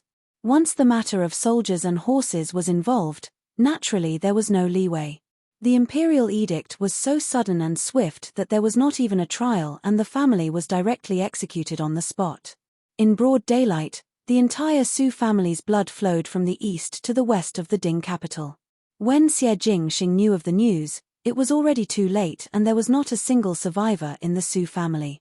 None of the people who were on good terms in the past came forward, and it was Xie Jingxing who personally went to collect the corpse of the Su family's master. After that, Xieding went to the late emperor to ask for forgiveness and requested to be buried on account of the Su family's meritorious services for Ming Qi. The late emperor allowed it, and the Su family's funeral matters were handled by the Xie family. Shen Miao remembered very clearly that when Shen Xin came back at the end of the year and knew of the matter, he sighed. The Su family's demise was 2 months later. Very quickly, this ignorant child in front of her also died under that cold imperial edict. Her expression suddenly became a little cold, and there was a hint of sternness in her eyes. The child could not help but shrink back a little. When Shen Miao looked at the child again, her tone was as gentle as before. "Su Mingfeng? Is it that heir of the Su family who recently made great meritorious services and managed the military horses very well?" "Yes." The child raised his head and replied, "Father said that His Majesty would definitely bestow eldest brother a scholarly title this time." Shen Miao smiled. She bent down slightly and got closer to the child and softly said, "Did you not say that if your father knew that you are unable to answer teacher's question, he would punish you?" I have a way to make him not punish you. What is it? The child blinked his eyes. You must promise me that you will not let him know that it was I who told you, then I will say it. All right. The child thought for a long while and nodded.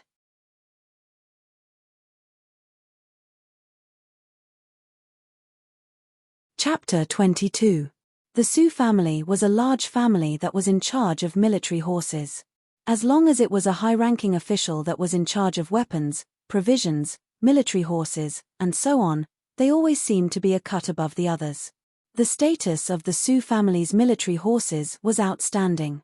Since the founding of Ming Qi, all of them were obedient. It was the same for the Count of Pin Nan, Su Yu. In his opinion, the Su family was full of flowers, and it would definitely last for a long time. Perhaps all loyal officials would think that as long as they were loyal, the royal family would not mistreat them. However, since ancient times, accompanying a ruler was like accompanying a tiger. Who could say for sure what was going on in this world? Su Yu was over 40 years old, and his wife could be considered to be in love. Although he had a few concubines, they all gave birth to daughters. He only had 2 sons of his first wife, so he was always particularly strict with his sons. The eldest son, Su Mingfeng, had entered officialdom at a young age and was still in charge of the military horses like him. In this half a year, he was even more outstanding than Su Yu. Some time ago, Su Mingfeng discussed with the veterinarians in the Imperial Hospital to reform some regulations on the military horses, and the number of horses that died due to the horse plague was reduced by half. This was a great merit. Next month, after the statistics of the military horses were done, Su Mingfeng would definitely be rewarded. The reward was secondary. The main thing was the glory it represented. Su Yu had already passed the age of 40, and now that Su Mingfeng was at the right age, it was time for the son to take over his father's business and expand Su Mingfeng's fame. If Su Mingfeng was more outstanding, perhaps he would become the next crown prince's confidant. Su Yu was naturally happy that his eldest son was so outstanding, but his youngest son gave him a headache. Most likely it was because the youngest son, Su Minglang, was obtained when his Furen was quite old, and Furen doted on him so much that he developed a spoiled temperament. Not only was he as outstanding as his eldest son, but he was also lagging behind his peers. Originally Su Minglang was not the eldest son and naturally did not need to inherit the position of the heir, thus it did not matter if he was a little stupid. However, Su Yu had a stubborn personality. How could he tolerate anything bad happening to his son? Thus every time he came back from Guang when Tang to do a homework test, his youngest son would receive the scolding and Furen would protect him. It was really somewhat chaotic. On this day, Su Yu was discussing matters with Su Mingfeng in the study. The father and son had endless topics to talk about regarding the military horses. Old Master Su was delighted. He had given birth to such an outstanding son, so what was there to be dissatisfied about? As they spoke, they talked about Su Mingfeng's reward that would be coming next month. In my opinion, His Majesty will definitely confer an official title this time. Let's not talk about the jewels for now. Father only hopes that your career will be more stable. Now that the Xiongnu were getting restless, they needed to pay more attention to their military strength. Mingfeng as long as you are valued by His Majesty, our Su family will only go further in the future. Your younger brother is still young. The Su family still needs you to take up the mantle. Su Mingfeng nodded his head. He was in his youth, and there was an air of righteousness between his brows. However, he couldn't help but reveal a hint of pride in his eyes. This was the most promising period for a young man. What's more, it was his father's affirmation. Even though he had always been calm and steady when it came to official matters, he was elated at this moment. Both father and son were in a good mood when they heard a servant call from outside the door, "Master, second young master is back." It was the time when second young master Su Minglang was leaving school. Every day after school, Su Minglang would be called to Master Su's study to test his homework. Today was no exception. Master Su had a headache as he held his forehead. Looking at his outstanding eldest son and then looking at his second son who was as stupid as a piglet, it was somewhat comical. Su Minglang would come to the study every day, and in the end, he would make Su Yu so angry that he would be flipped upside down. It was the same today. Su Ming Lang slowly entered the study and his lips curled up before calling out, "Father, eldest brother." He was like a round ball, so silly that it was cute. Su Ming Feng smiled as he touched his younger brother's head. "Ming Lang, is it good in the academy today?" Su Ming Lang pursed his lips and did not speak. Every time he did this, it meant that it was not good. Not good at all. He was reprimanded by teacher. Master Su put on a straight face and said to Su Ming Lang, "Stretch out your palm." Su Ming Lang shrank a little and stretched out his hand aggrievedly.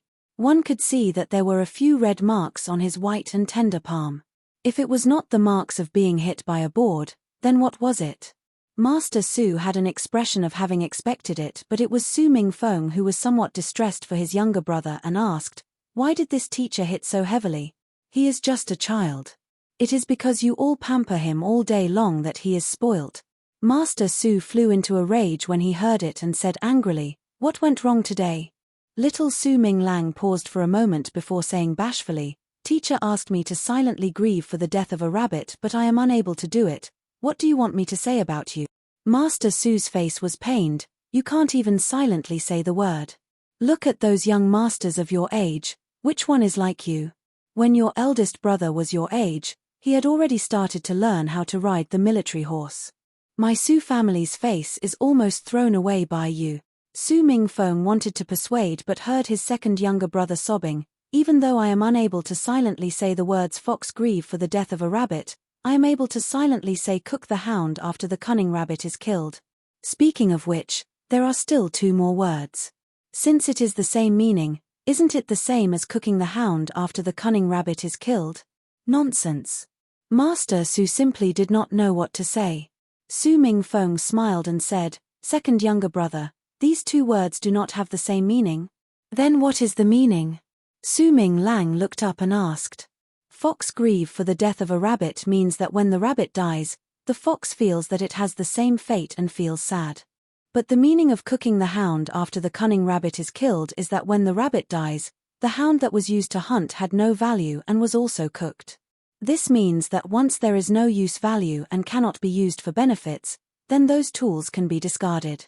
Cooking the hound after the cunning rabbit is killed is somewhat similar to burning the bridge after crossing the river. Su Ming Feng was a good older brother and patiently answered his younger brother's question. It was Su Ming Lang who shook his head and still had a puzzled look on his face. Since it is something that would happen after the rabbit dies, then it should not be exactly the same. After all, the rabbit is dead. Just as Su Ming Feng was about to explain, he saw his father's expression suddenly paused and softly repeated, "The rabbit is dead?" "Yes." Su Ming Lang spread out his palms and his chubby face still had an innocent and stubborn expression. "After all, the rabbit is dead. Doesn't this mean that as long as the rabbit dies, the fox and the dog would be out of luck? Since everyone would be out of luck, then the meaning of these words is the same. Naturally, it was a rule that the hound would be cooked after the cunning rabbit was killed. The reason why a fable was a fable, there must be a big truth in life. When the rabbit died, the fox was smarter than the dog and could see its own ending. But who was the hound? What was the ending of the dog that helped its master to hunt the rabbit?" Su Yu's expression gradually sank.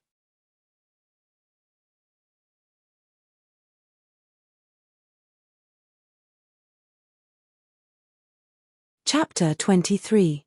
At the beginning of October, a major event happened.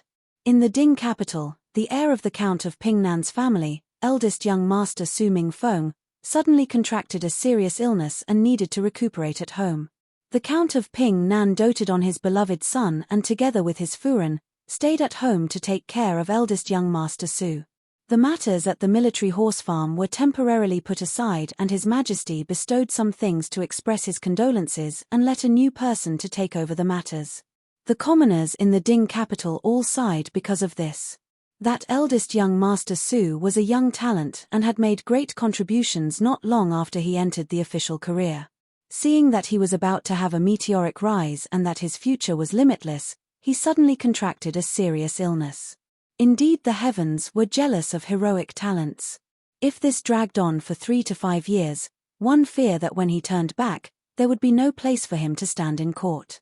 The commoners saw it this way, but the colleagues in court were not sure. Some intelligent people said, "How is this illness? This is clearly avoiding calamity." Originally one thought that this Su family was like adding oil to a raging fire and was about to invite fire onto oneself. One did not think that one would be able to see the situation clearly and take drastic measures. When these matters reached Shen Miao's ears, she was standing in the courtyard trimming the branches and leaves of the begonia flowers. These few days in Guangwentang, because of eldest young Master Su's matter, everyone had new topics to talk about and did not pay much attention to her. It was rare for her to be free for a few days. "Now young lady like these flowers and grasses." Jiyu smiled. "These begonia flowers grow really well."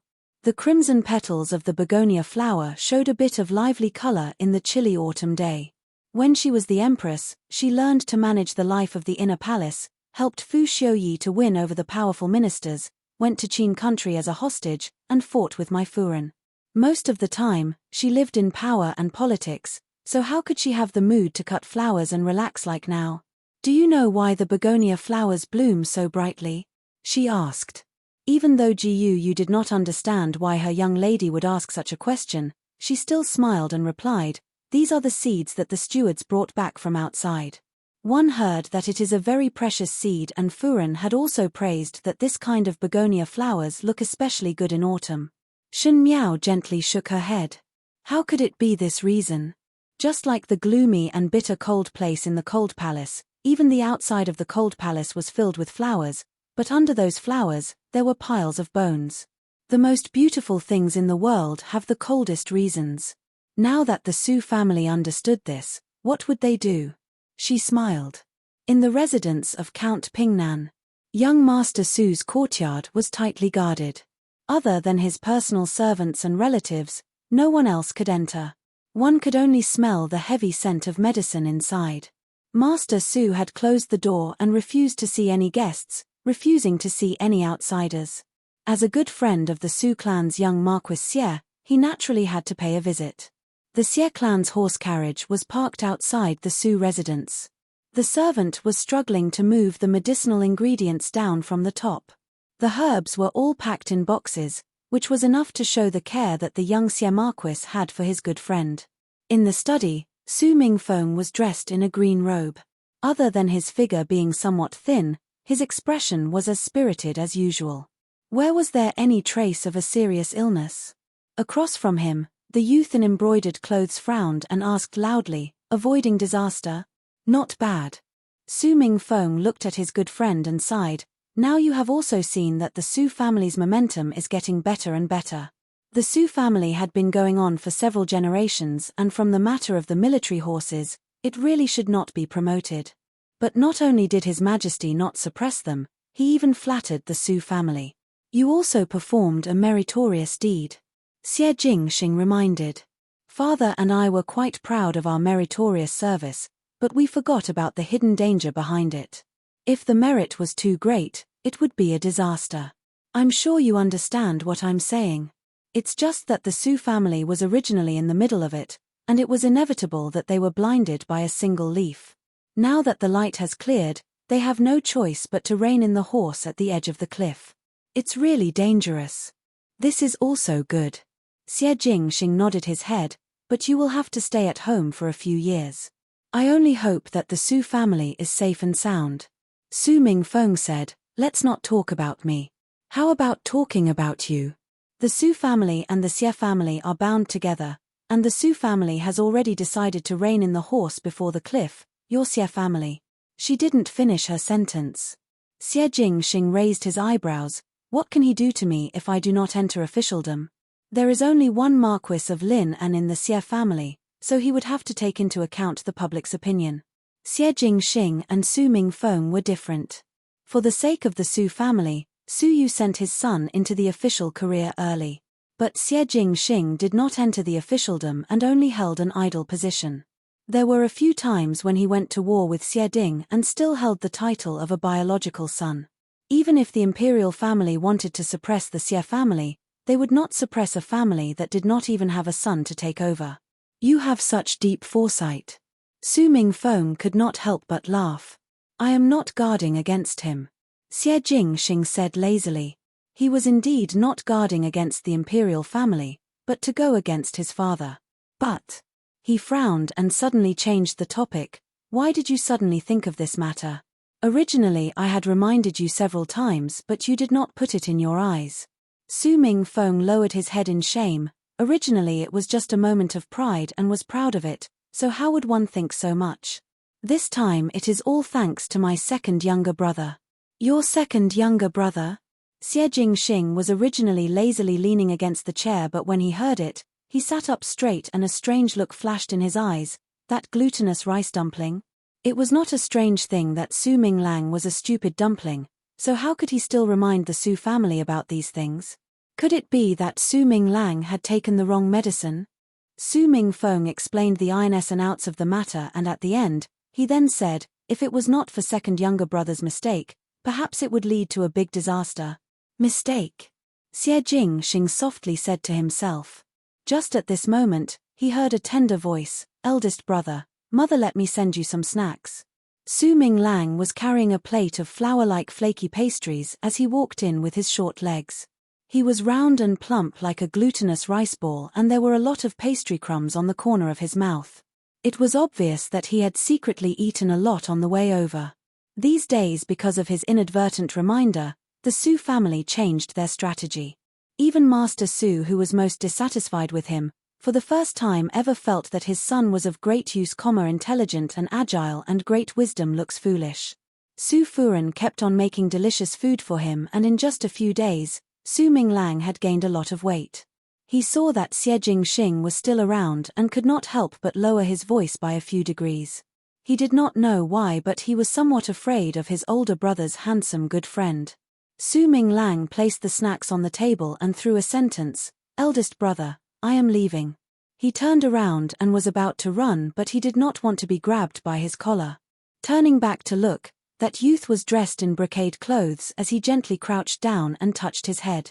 That pair of peach blossom eyes were smiling and lively, but his eyes were incomparably cold. He asked, who taught you to say that? Su Minglang's eyes widened. When the cunning rabbit is dead, the hound is cooked. Xie Jingxing smiled evilly.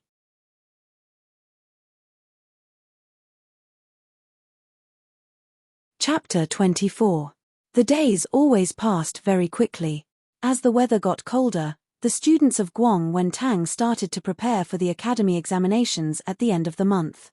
Boys wanted to enter officialdom, while girls wanted to show off their talents, which would add a lot of value to their marriage in the future. Or perhaps, they wanted to catch the eye of a family of equal status. This was what the children of noble families had to do. Even a pampered female like Feng and Ning also started to work hard these days. There was no need to talk about Shunqing and Shunyu, especially Shunyu, who spent all day in the east courtyard playing the zither and reciting poems, hoping to be in the limelight again. Shunyu and Shunqing were already 15 years old, and according to the rules, it was time for them to look at each other. The females of Mingqi would be married at around 16 and could be engaged at 15. The reason why Shunqing and Shunyu were hesitant was because their eyes were too high and they did not look up to those who were ordinary, but those who were too high did not know what was good for them. In the end, these two households all turned their eyes towards Prince Ding at the same time. Among the late king's 9 sons, only the 9th, Prince Ding, was not engaged and was only in his early 20s, so it was time for him to get married. However, due to various reasons, the position of the imperial concubine was still undecided. Like a piece of delicious cake, Prince Ding would personally be the examiner in the academy examinations. That was why many of the females were so energetic, hoping to gain a good impression in front of Prince Ding, wishing that Prince Ding would fall in love with them at first sight. Shen Miao did not have such thoughts. Even if she had another life, she would still be a woman who was not exposed to the moon. She did not know how to recite poetry, nor did she know how to play the zither or dance. After all, he couldn't stand on the stage and talk about the important matters of the court. What's more, she did not want to have any relationship with Prince Ding. In the previous lifetime, Prince Ding used her Shen family, harmed her children and slaughtered her entire family. This debt must be settled sooner or later. Since it was a blood feud, how could they be husband and wife? Feng and Ning asked her, why are you not reading? Seeing that it is almost the end of the month, if you were to drop your tail again, wouldn't it make others laugh their teeth off? Originally, after Shun Miao fell into the water once, she was much calmer. She thought that Shun Miao was suddenly enlightened, but now it seemed that it was the same as before. He was still that stupid and ignorant student. Shun Miao said, since one would not understand, why waste time? Yi Pei Lan, who heard this, laughed out loud and mocked, mud can't help a wall, that's all. Shun Yu was talking to Shun Qing and pretended not to hear what was said here and did not help to resolve the situation. These days Shun Miao did not fawn on them like before and they were displeased in their hearts. He could not wait to see Shun Miao make a fool of herself. Shun Miao did not seem to hear Yi Pei Lan's words and got up. I will go for a walk in the garden. After she left, Yi Pei Lan curled her lips. You ran away because you had nothing to say, you really are as timid as a mouse. Have you said enough? Feng and Ning frowned. Have you done well in your studies? She had some prestige in the number 2 high school and was pampered by her family. Yi Pei Lan also didn't want to become enemies with her, so she didn't say anything again. Shun Miao came to the garden and walked slowly. Guang Wen Tang was also a place of elegance. The garden was lush with bamboo, ponds, and rockery, making it look very cute. When one walked in, one could smell the fragrance of the forest, making one feel relaxed and happy. She only wanted to be alone for a while. The number 2 students were after all young and energetic children and she was already a mother in her past lifetime. When she was an empress, most of the time other than facing the greetings of various concubines, she would stay in her own Phoenix Palace hall. She was used to being cold and empty, so she was too lazy to deal with a group of children, no matter if it was ridicule or ridicule. In the end, she did not put them in her eyes. As she walked, she saw a snow-white glutinous rice dumpling in front of her. The little dumpling was wearing an ivory satin robe and was standing under the bamboo. The clothes should be very beautiful but because of the round figure, it was squeezed out of shape. And the head was still tied up, looking somewhat comical and ridiculous. Su Ming Lang, she softly said. When that dumpling heard it, he hurriedly turned his head over. Looking at Shun Miao, there was a flash of surprise in his eyes. It seemed that he wanted to pounce over but he hesitantly stood still and did not speak as he looked at Shun Miao. This child really looked like a 4 or 5-year-old baby. Shun Miao had some headaches. Could it be that he treated her as his mother? Su Ming Lang looked at Shun Miao and pursed his lips, as if he wanted to say something but did not say anything. Following that, his eyes turned red and he softly said, Sorry. Shun Miao was slightly surprised and saw that the corner of the dumpling's mouth flattened and he was so aggrieved that he was about to cry. In the next second, a lazy voice sounded. So it is you.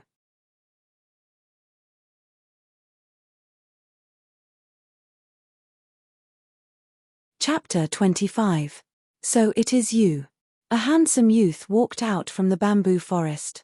He was also wearing an ivory white embroidered robe with silver thread. Compared to that white dumpling, he was really elegant and slender. He stopped in front of Shun Miao and looked down at her with a probing gaze. This youth was extremely tall and Shun Miao could barely reach his chest. As if he was looking at a child, his lips habitually curled up into a mischievous smile but because of his handsome face, it did not make one feel disgusted. If it was an ordinary young female, one's heartbeat would have accelerated and their face would have turned red. However, Shun Miao was after all not a real budding beauty. She swept a glance at the other party and did not speak. That youth's lips hooked up into a smile and one did not know when an exquisite dagger appeared in his hand. He pointed the end of the scabbard at himself and used the hilt to lift Shun Miao's chin, forcing her to look up. Shun Miao had no choice but to look at the other party. The youth was about 18 or 19 years old but had sword-like eyebrows and starry eyes. His eyes seemed to be like autumn water and his smile was very moving. However, the depths of his eyes made one feel cold. That was a pair of sharp eyes that could almost see into one's heart. Such a person, no matter how frivolous he looked on the outside, one feared that his heart was like a piece of ice that was hard to penetrate. She took a deep breath and took a step back, letting the hilt of the dagger leave her chin. She gently said, "Little Marquis Xie." Xie Jingxing smiled and said in an unclear tone, "You know me?" There is no one in the capital who does not know of little Marquis Xie's name. Shen Miao lightly said. There seemed to be some sarcasm in these words, but when she said it, it was surprisingly serious and one could not tell the tone. I do not know you. Xie Jingxing swept a glance at her and then at the trembling dumpling on the ground. It is you who let Su Minglang pass a message to the Su family. Pass a message? Shen Miao looked at him and suddenly smiled. It is just teaching him a way to not be reprimanded by father and to divert his attention. Why is there a need to pass a message? Little Marquis is thinking too much. Thinking too much. The youth ruminated on these words and suddenly leaned forward, almost forcing Shen Miao to the huge tree trunk behind her. His expression was ambiguous but his tone was very clear. If I did not think too much, I would have been deceived by you. Shen Miao frowned. Even though Ming Qi was not too strict with the relationship between men and women, but for an unmarried man and woman to do such actions in broad daylight, it was indeed a breach of etiquette. Especially outside Guangwentang, there were many noble juniors. She did not mind her reputation being ruined, but was afraid that Shen Xin would be shamed because of her. In her previous life, because of her, the Shen family was destroyed. Only then did she clearly see the good intentions of her parents. In this life, she will protect the family. How can she allow others to say anything bad about the Shen family? Moreover, it was all because of her. Thinking of this, Shen Miao said somewhat impatiently, Little Marquis Xie, what exactly do you want to do by making a punitive expedition? Xie Jingxing looked at the young girl in front of him. He had always been extremely sensitive to everything. Some things, just from the surface, he could see the undercurrents. This was all honed after living for more than 10 years. He had killed people on the battlefield, the treacherous fights under the surface of the Ding capital, and the hidden schemes in the inner courtyard. He looked arrogant, but it was not all luck that allowed him to grow so big. There were so many noble juniors in Ming Qi, and there were many who were not in the world due to various reasons. He would never treat anything lightly. Su Minglang's one sentence, Su Mingfeng would not think of anything else, and Master Su also felt that it was his son's unintentional reminder. From his point of view, it was not so. The timing was so coincidental, and there were too few real coincidences in the world. Many of the coincidences on the surface were all man-made. He could conclude that someone was instigating Su Minglang to say these words, but he did not know what the purpose was. He planned to meet this person for a while. However, when he really saw this person, it made him endlessly surprised. Xie Jingxing originally thought that to be able to say such meaningful words and be from Guangwentang, it would be the son of a pillar of the court, or a youth who was about to enter the official career. Perhaps it was to rope in the Su family, or perhaps it was to loosen the reins only to grasp better. However, when he saw this person, he almost thought that it was Su Minglang who was up to no good. It was until that young female called out to Su Minglang that he was sure that it was him. The young female in front of him was not tall, and only reached his chest. Her face was not considered moving, and at most could be considered cute. She looked to be only 11 or 12 years old, with a double ring bun, a round face, round eyes, and small lips. Standing there, she was like a lost deer in the jungle. But she still stood straight and dignified, and spoke every word slowly, as if she was a matron that was taught in the palace. Could it be that she wanted to be an empress? If he did not see it with his own eyes, Xie Jingxing would have choked on his own saliva. Looking up and down, left and right, it was just a silly little girl. Until he spoke a few words with her. Her face was childish but her tone was calm. There was not a trace of panic on her face, but instead there was some impatience. This was the first time for little Xie Marquis. When other females saw him approaching like this, they would be so shy that their ears would turn red, but her face was dull and very boring. Most likely it was because she was too young and did not understand anything. But why did she understand the words of the Su family? One of his hands was placed on the tree trunk behind Shen Miao, and from the outside, it was as if he was going to encircle Shen Miao in his embrace. Xie Jingxing lowered his head and leaned very close to Shen Miao. You are not afraid of me.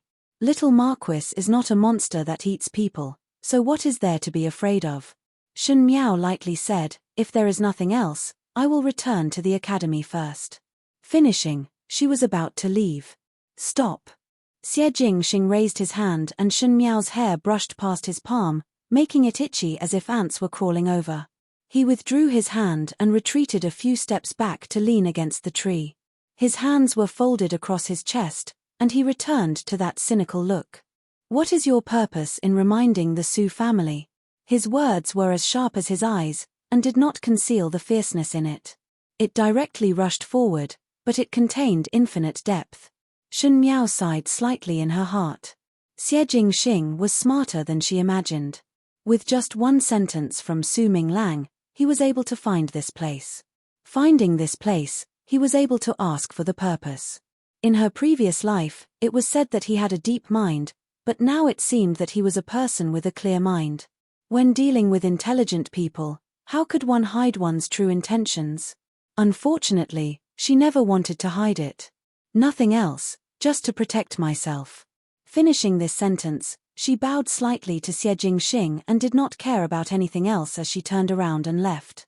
These 6 words, Xie Jingxing would understand. Behind her, the youth's lips hooked up as he played with the dagger in his hands. Su Minglang, what is her name?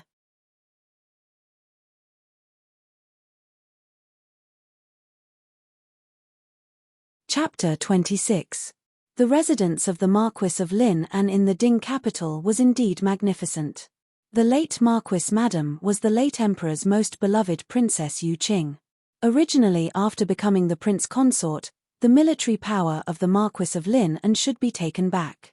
Unable to withstand Princess Yu Qing's coquettish act, the late Emperor actually let her do as she pleased. It was enough to show Princess Yu Qing's position in the late Emperor's heart. Princess Yu Qing was an outstanding beauty and her temperament was also the most gentle. After marrying into the residence of the Marquis of Lineage, she was pampered by the Marquis of Lineage. Unfortunately, the Marquis of Lineage still took in a concubine, which was the current Madame Fang. If one were to say that Princess Yu Qing was born to be a lady from a wealthy family and was good at dancing, this Madame Fang was like a pretty jade from a humble family. It was Madame Fang's father who had done a favor for the Marquis of Lineage, and afterwards when Madame Fang's family was defeated, Madame Fang's father used the favor to threaten and finally let the Marquis of Lineage marry Madame Fang as a concubine. A good concubine was different from an ordinary concubine. She could not be beaten or killed at will. In addition, Madame Fang was really humble and did not have any jealous behavior, thus the Marquis of Lineage did not take it to heart. Most likely the sons of the noble families were used to seeing 3 wives and 4 concubines, and it was rare to see someone like the Marquis of Lineage who only took in 1 concubine. The Marquis of Lineage did not feel anything wrong. It was a pity that the way men and women looked at things, especially when it came to concubines, were poles apart. The Marquis of Lineage felt that it was not a big deal to take in a concubine as a concubine was only a plaything. The person in his heart was still Princess Yu Qing, but Princess Yu Qing was different. Princess Yu Qing grew up under the doting of the late Emperor and after marrying into the Marquis' residence, she lived a pampered life. Her husband only had her as his official wife, so she was used to such a life. Who knew that a concubine would suddenly appear, and at that time Princess Yu Qing had just given birth to Xie Jingxing and was hit by this matter even before her confinement. Madame Fang came over to pay her respects to Princess Yu Qing every day. Her dressing was very proper. It was fine if she didn't come, but when she came, Princess Yu Qing felt extremely vexed. If Princess Yu Qing was an ordinary princess, she could casually find a way to secretly trip up Madame Fang and it would not be impossible to get Madame Fang to leave. But Princess Yu Qing had always been protected extremely well and had always been an innocent and unaffected person, so how would she use those underhanded methods? It was the princess's dowry nanny who thought of a way to secretly find a reason to drive Madame Fang out without telling the princess. Who knew that he did not succeed and was even discovered by the Marquis of Lineage. Even though the Marquis of Lineage was usually unruly in his actions, he had an open and candid temperament and could not bear to see females playing tricks, thus he immediately reprimanded Princess Yu Qing. Ever since Princess Yu Qing married the Marquis of Lineage, it was the first time she quarreled with the Marquis of Lineage. She was someone who could not tolerate grievances, so she did not speak about the Momo's matter and only went tit for tat with the Marquis of Lineage. Finally the Marquis of Lineage was so angry that he brushed his sleeves and left. She originally thought that the Marquis of Lineage would come to see her in a few days, but who knew that a month had passed and the Marquis of Lineage was only resting at Madame Fang's side. One must not be sad during a female's confinement period, so Princess Yuqing vomited and became seriously ill. The Marquis of Lineage still loved his wife deeply and wanted to come over to visit Princess Yuqing, but unfortunately received the imperial edict that night and did not even greet Princess Yuqing before leaving. Not long after the Marquis of Lineage left, Madame Fang found out that she was pregnant. As the Zhongfang, when the Marquis of Lineage was not around, Princess Yuqing could not set Madame Fang up and even had to protect the child in Madame Fang's womb. Otherwise, if something were to happen, one fear that the rumors in the Ding capital would be that she took advantage of her husband's absence to murder a concubine. In the long run, she was mentally and physically exhausted, and Princess Yuqing's body gradually became wasted and was about to die. When the Momo saw this, her heart was anxious, but Princess Yuqing did not allow the Momo to report back to the imperial family. She got up and wrote a letter to the Marquis of Lineage, asking him to come back and see her. She waited and waited, but in the end the Marquis of Lineage did not come back. Princess Yuqing died. 3 days after the burial, the Marquis of Lineage returned in triumph and was unable to see his beloved wife's corpse and was extremely mournful. Unfortunately, the beauty was gone and only a pile of yellow soil was left. At that time the late emperor was furious and demoted the official position of the Marquis of Lineage. It was until the new emperor took office and took pity on his talent and reinstated the Marquis of Lineage. Unfortunately, there was no more beautiful and talented couple's story. The Marquis of Lineage did not marry a second wife, and there was only Madame Fang in the residence of the Marquis of Lineage, and Madame Fang was still the same as before for decades. The Marquis of Lineage was slightly concerned about the children she gave birth to, but still put all his energy on the Di son, Xie Jingxing. But Xie Jingxing did not appreciate it. Ever since he gradually became sensible, he had been estranged from the Marquis of Lineage. The love and hate entanglement between Princess Yuqing and the Marquis of Lineage was known by almost every household in the Ding capital. If one wanted to know, one would be able to know. The Marquis of Lineage felt guilty towards his son and always tried his best to satisfy him.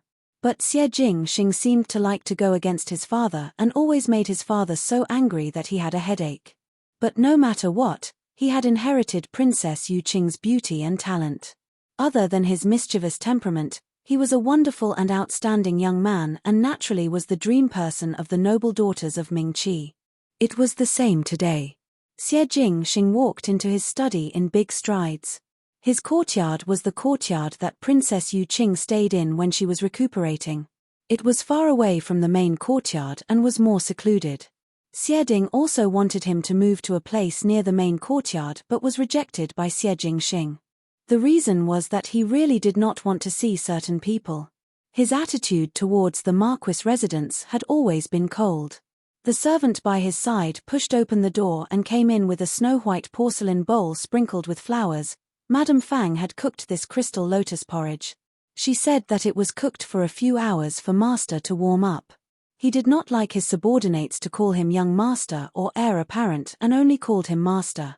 It seemed that this way he could separate himself from the Marquis residence. Xie Jingxing glanced at that bowl. The porridge was cooked until it was sparkling and the color of the soup was bright and viscous. It had been cooked for a number of hours and was emitting a fragrance that made one's appetite rise. He coldly said, "Pour it out." The manservant was used to it and said yes, then retreated. Just as he retreated, a person appeared behind the door and lowered his head slightly before speaking in a low voice. "Master, have investigated clearly. It is the third young lady of the first household in the general residence, Shenxin's Di daughter, Shen Miao." Shenxin? Xie Jingxing frowned. Shenxin and Xie Ding had not been on good terms for many years, and the Shen residence and the Marquis of Lineage residence did not see eye to eye with each other. Moreover, the checks and balances of military power involved a lot of interests. Moreover, the Marquis of Lineage residence and the Su family were good friends, so for the Shen family to remind the Su family, perhaps it was to remind the Xie family. But for people who were on opposing sides to suddenly remind them, what was the meaning of it? Moreover, Shen Miao was just a young lady, What would she know? It was thought that the Shun family deliberately wanted her to remind them. Shun Xin was currently far away in the northwestern region. Could it be the second or third household? Shun Gui and Shun Wan were extremely ambitious people, and now that there was a storm in the court, one feared that they wanted to fish in troubled waters. The Shun and Xie families are clearly separated, and for the Shun family's girl to suddenly show goodwill, it was obvious that she did not have good intentions. He raised his eyebrows and his tone was as cold as iron. Continue to investigate.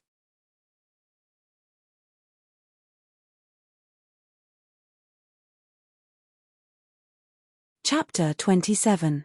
No matter what kind of storm arose in the Ding capital, or the undercurrent surging, it would always look peaceful on the outside. The annual chrysanthemum banquet was approaching, and because Guang Wentang's academy examinations were not too far away from the chrysanthemum banquet, it was simply placed together this year. Unlike the previous years, the academy examination had become a grand banquet for the noble families in public. Early in the morning, old Shun Furen sent the eldest maid, Elevenor, to the western courtyard, saying that she had invited a tailor for the clothes for the chrysanthemum banquet and invited Shun Miao to pick. Shun Miao nodded her head in agreement. In the past academy examinations, Shun Miao would wear casually because she would only be a laggard and would attract ridicule if she wore conspicuously. Now that the academy examinations and the chrysanthemum banquet were together, it would be inexcusable if there were no clothes made. At the chrysanthemum banquet, the Furens of all the officials would be present, and most of them were here to see their daughter-in-law. Thus, as long as there were females, they would dress up beautifully and hope that they would dress up more and more beautifully. Even though old Shun Furen did not like the first household, she still had to put on a face. Moreover, old Shun Furen was a person who only cared about her own interests. If one could use Shun Miao to exchange for a marriage with assistance, it would not be impossible to sell her. Bai Lu appeared to be somewhat happy as she accompanied Shun Miao to Rong Jingtang and said, "One did not expect that the chrysanthemum banquet would arrive so quickly. Does not young lady like the chrysanthemum banquet the most? At that time, one would be able to admire the flowers." Shun Miao liked the chrysanthemum banquet, but it was not because of admiring the flowers. But in such banquets, she would always be the one who was faintly discernible. Of course, there were Shun Yu and Shun Qing who added fuel to the fire, but she had a stupid and dull temperament and often did not dress up properly, and would only be laughed at behind her back without knowing it. The reason why she liked the chrysanthemum banquet was because of Fu Xiuyi. 1 year ago at the chrysanthemum banquet, Fu Xiuyi was also present. That day, she was ridiculed and isolated again. The chrysanthemum garden was filled with beautiful purples and bright reds, and everyone was looking for the reddest and brightest ones. She walked to the corner and saw a pot of white chrysanthemums from afar. Things like white chrysanthemums were probably only used for funerals, so they were naturally not pleasing to the eye. Moreover, this chrysanthemum had bloomed quite miserably. Some of the petals had withered. It was unknown whether it was because of the rain or the wind. It was all alone in the corner, and no one noticed it. Most likely it was because they were in the same boat. Shun Miao felt that she was exactly the same as that chrysanthemum. He was all alone, a pitiful little thing that no one was looking at. Just as he was sighing in his heart, he saw a man in luxurious clothes walk up to the chrysanthemum. He reached out his hand to pick up the flower branch and gently stroked the petals. Someone beside him asked, "Ninth brother, this flower is so miserable. What's so nice about it?" The well-dressed man smiled. "I pity that it's weak and helpless." How pitiful. It was this sentence of pity that it was weak and helpless that made Shun Miao have a good impression of this man. When the man turned around, she was even more mesmerized by his handsome appearance. Afterwards, Shun Miao got to know from the mouths of the womenfolk that it was the current emperor's 9th prince, Prince Ding, Fu Xiuyi. Perhaps there was no reason to admire a person when one was young. Fu Xiuyi's words were clearly talking about chrysanthemums, but she felt that she could empathize with him. She thought that if she married such a gentle person, he would definitely cherish her like how he cherished a lonely flower. Unfortunately, she was still wrong in the end. Fu Xiuyi pitied the delicate flower, pitied the world and pitied my Furen, but never pitied her. Everything that she had done, in his view, was based on the responsibility of a wife.